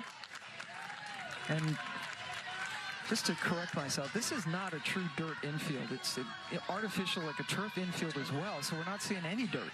Yeah, it's all turf. It's all turf. It's just the color of turf. Yes. I mean, sorry, the color of dirt, so that's what throws you off a little bit, but it's all turf. Take a look, yep, all turf. And we saw Pfizer change her cleats because of that. Right. So it's an optical illusion. It is Yes. a dirt-like substance. Yes, yes. But turf. Yes. Oh, McQuillan surrenders a leadoff walk to Nichols Camarena. And this is going to be important for the Bandits. Not giving up free bases here. But I like this change from Pfizer to McQuillan. McQuillan just has equipped with so many different pitches, so many different looks from the left side. Amari Harper singled her last time up. And that was against Sandercock, second to the last batter that Cat faced before she was lifted up in the air, and it's dropped by Erickson. Yes. So these were the things that weren't really happening for the Spark yesterday. Like nothing was going their way. So these are the things that you start to feed off of if you are the Spark. I'm digging in, and we are in this game. And that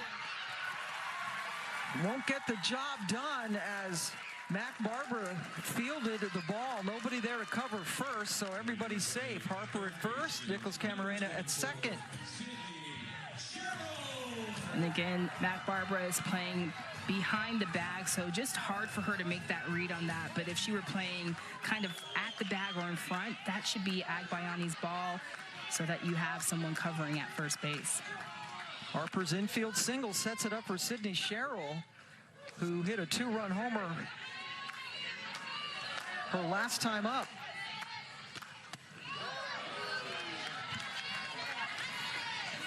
And if Sherrill goes yard again, Oklahoma City's going to have the lead. That's how weird this game has been. Looks like OKC was down for the count like they were yesterday, but kept chipping away, chasing pitchers.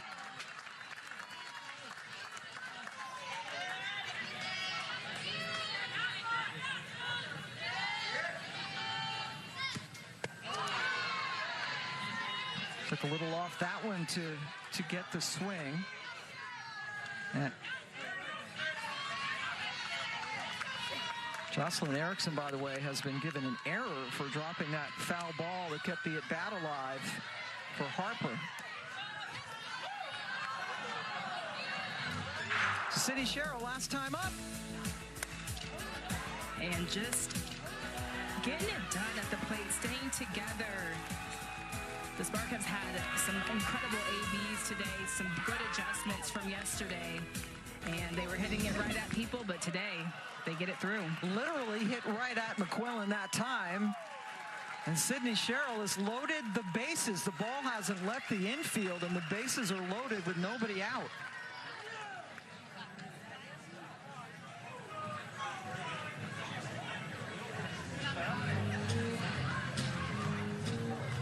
The OKC Spark, losers of 4 in a row, down big in this game.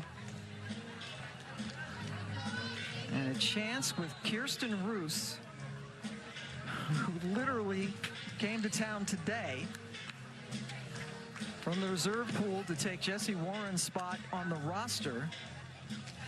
Due up. And what a way to welcome yourself to the pros, huh? Wow. Made a really nice defensive play out at second base today. As Shonda Stanton makes a change.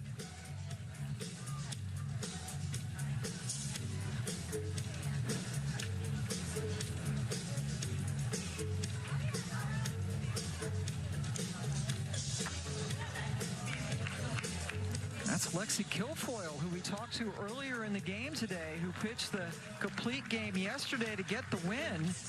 And now Kilfoyle is going to come in. And they're also going to make a change at catcher. Mary Jacopo, who took a ball to face yesterday on a pitch and was DPing, is now back catching. Yeah, talk about my hero right now, just how hard she got hit yesterday. The fact that she's even in the game today and just being a warrior for this Bandit team just speaks volumes to her. Just such a fighter and a good pair with Lexi Kilfoyle. So Jocelyn Erickson, who had been catching, now moves to play first base for Chicago, who calling on Kilfoyle, whose debut yesterday was a good one. 5 innings, just gave up 4 hits, no runs, only had to throw 71 pitches as she came back from overseas. Yeah, Lexi Kilfoyle yesterday was just so efficient. Only 2 Ks on the day, but just really using her defense behind her. Just that drop was so effective. A very heavy drop. She was definitely making it move yesterday. Both coaches having to pull out really all the stops to get through this game. Kilfoyle is the 4th Chicago pitcher we have seen tonight, and Taylor McQuillan faced 3 batters without getting an out.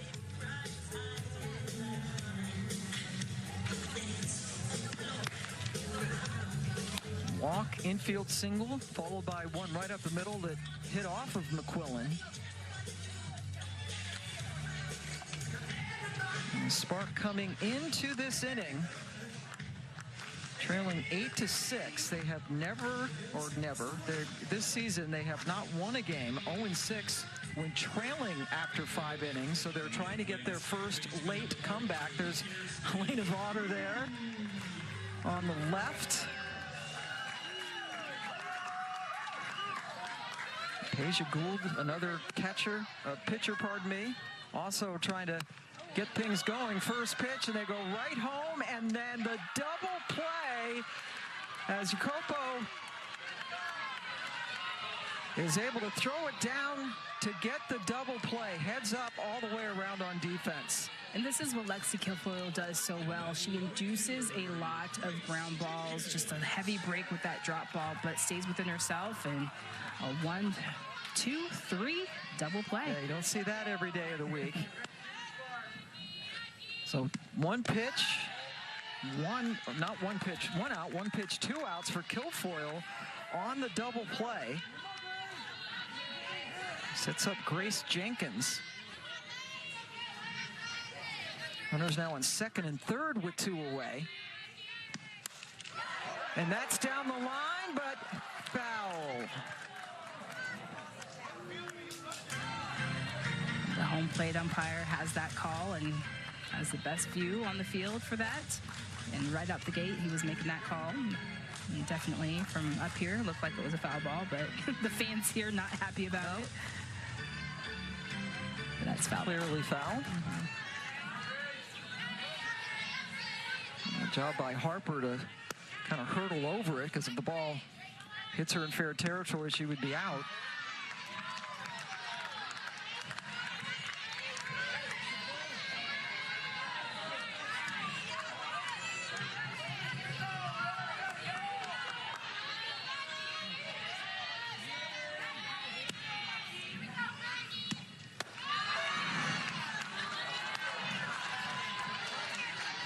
Changeup is dirty.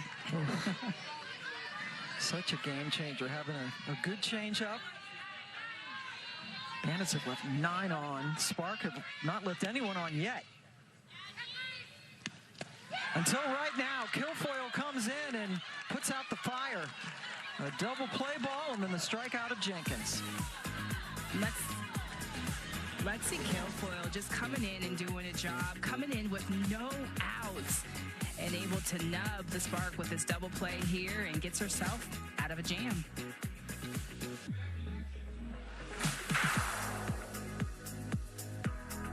Welcome back. Going to the 7th with the Bandits leading the Spark 8-6, and we want to send our thoughts out to our camera operator. One of them tonight, Andy Gibson, had an incident here in Edmond earlier during this broadcast. Andy, hang in there, buddy. We're wishing you a speedy recovery. He's a local guy. His family is with him, and we're just hoping for all the best for these camera operators, all the technical people who have to be out here in this extreme heat, hard work. So our thoughts are with you, to Andy and his family, as we head to the 7th in what has been a crazy game. Alana Agbayani leading things off against Jalen Ford, who is pitching for the 2nd time in this game. Four pitchers, for each team. Agbayani back to Ford, who flips to get the out, and that's the first time that Agbayani has been retired tonight. A single, a 2-run homer, and a walk, and also a couple 2-3 plays out there at second base that made Natasha Wadley very happy. See that middle infield work? Putting on a clinic tonight, making it look really, really easy. Both sides of the plate, too. And we go to Skylar Wallace in the top of the order. Singled and scored back in the 2nd. Also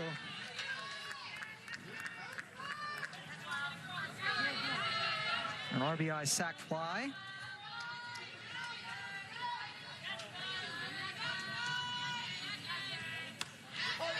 And you see the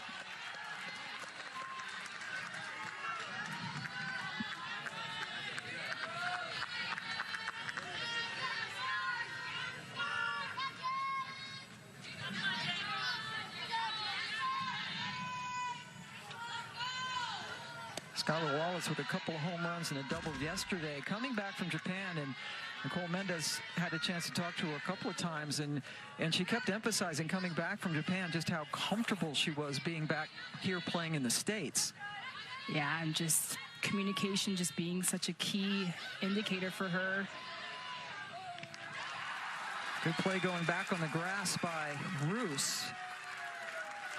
But the first time for, Skylar going over there, playing in Japan, obviously very different from the U.S., the language being a major barrier, and you know that better than anybody. You played there for 8 years, and you actually picked up the language. But just talk about what that transition must have been like, and almost like an isolation if you're out that far away from home. Able to communicate with your teammates. You're completely relying on your translator to relay all communication to you. And so sometimes you just feel like you're all alone. And if you just think about it, even if you're not in a conversation here and you're in the dugout, you can hear your teammates talking about the game and hear what's going on. When you're there, you're completely almost blinded to what the conversations are going on in the game, and so it's hard to pick up on just those simple things that you kind of take for granted. And when you're here, you're like, oh my gosh, I can hear again, I can communicate again. And sometimes too, just the strike zone there is so tough, and it's hard to make that adjustment. The Japanese pitchers, they hit their corners, and sometimes it feels like it's a little bit wide, and so you're like, I can't hit here, what's going on? And so completely can relate with Skylar, just getting back here, being comfortable, and kind of getting back to her way again. Yeah, finding the joy again. It would be tough for everybody, being that far from home. And so grateful to come back. Here's Sammy Williams, who has another couple of doubles tonight, leading the league in hitting, and she draws the 2-out walk. Second time she's walked. You could understand why pitchers want to be careful with her. Coming to the plate, designated player number 31, Mac Barbara. Mac Barbara.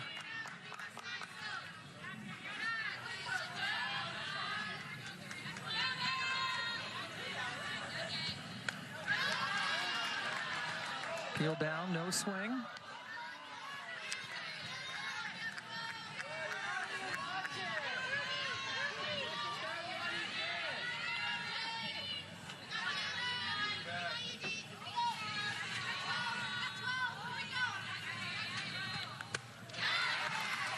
Definitely a swing that time for Barbara.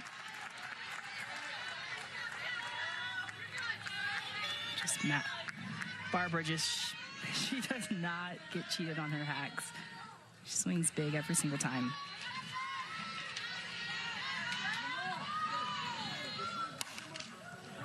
Foul past Cheryl down at third.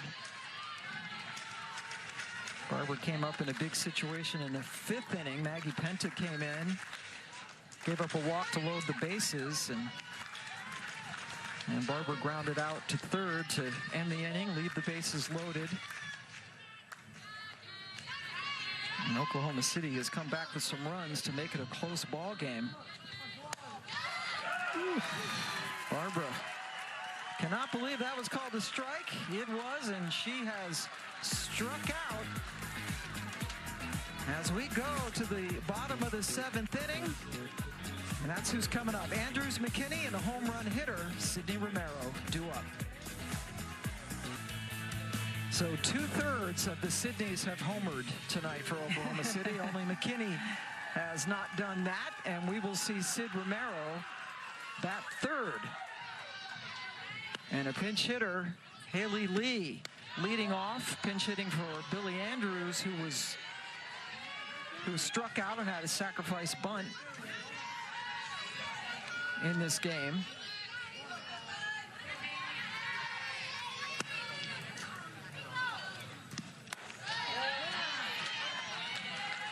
And in these moments, you know, the Spark are going to Haley Lee, who's leading the team in strikeouts. She's leading with 13. But at these moments, it's like you're trying to throw everything out there. Right now, everybody's trying to compete. So, hey, give it a shot. Mighty swing and a miss. Lexi Kilfoyle in the circle, who came in with runners on base in the 6th inning. Got a double play and a strikeout to strand a couple.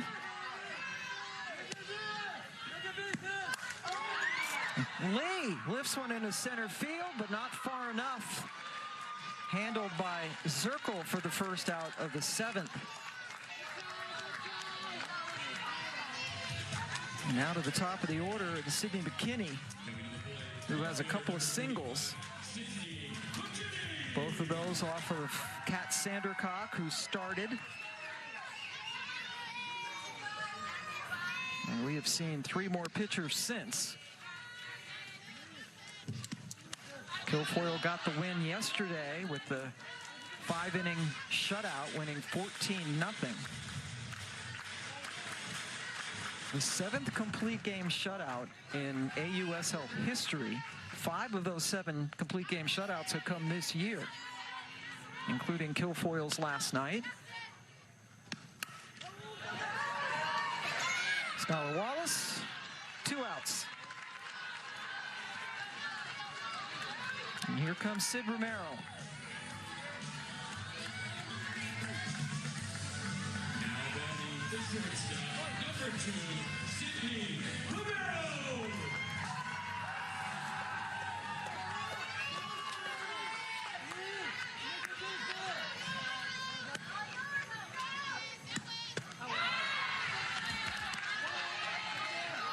Boy, Kilfoyle's looked really good the last couple of nights.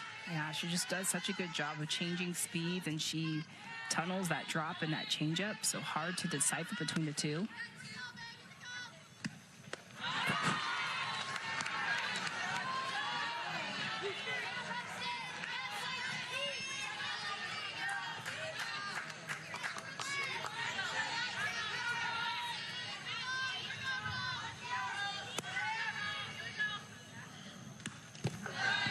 In the dirt, Kilfoyle picked up the win yesterday and now trying to pick up a save tonight.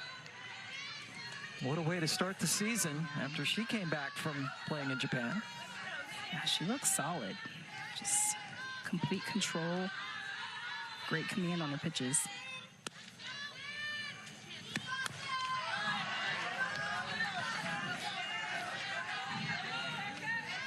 Kilfoyle last year, #1 overall pick in the inaugural draft, led the league in appearances, tied for first with wins.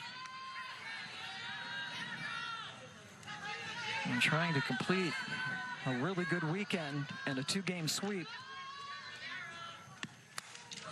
That's out of play, I believe. No, in play, but unreachable, pardon me.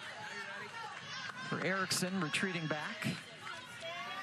Jacopo again behind the plate. Jocelyn Erickson now playing first.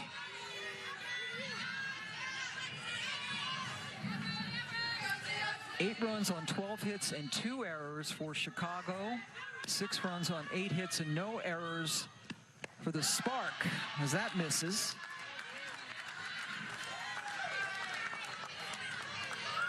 Now 25 hits in 2 games for for Chicago, and 22 runs.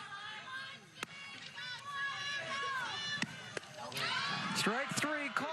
Kilfoyle picks up the save after getting the complete game shutout win yesterday.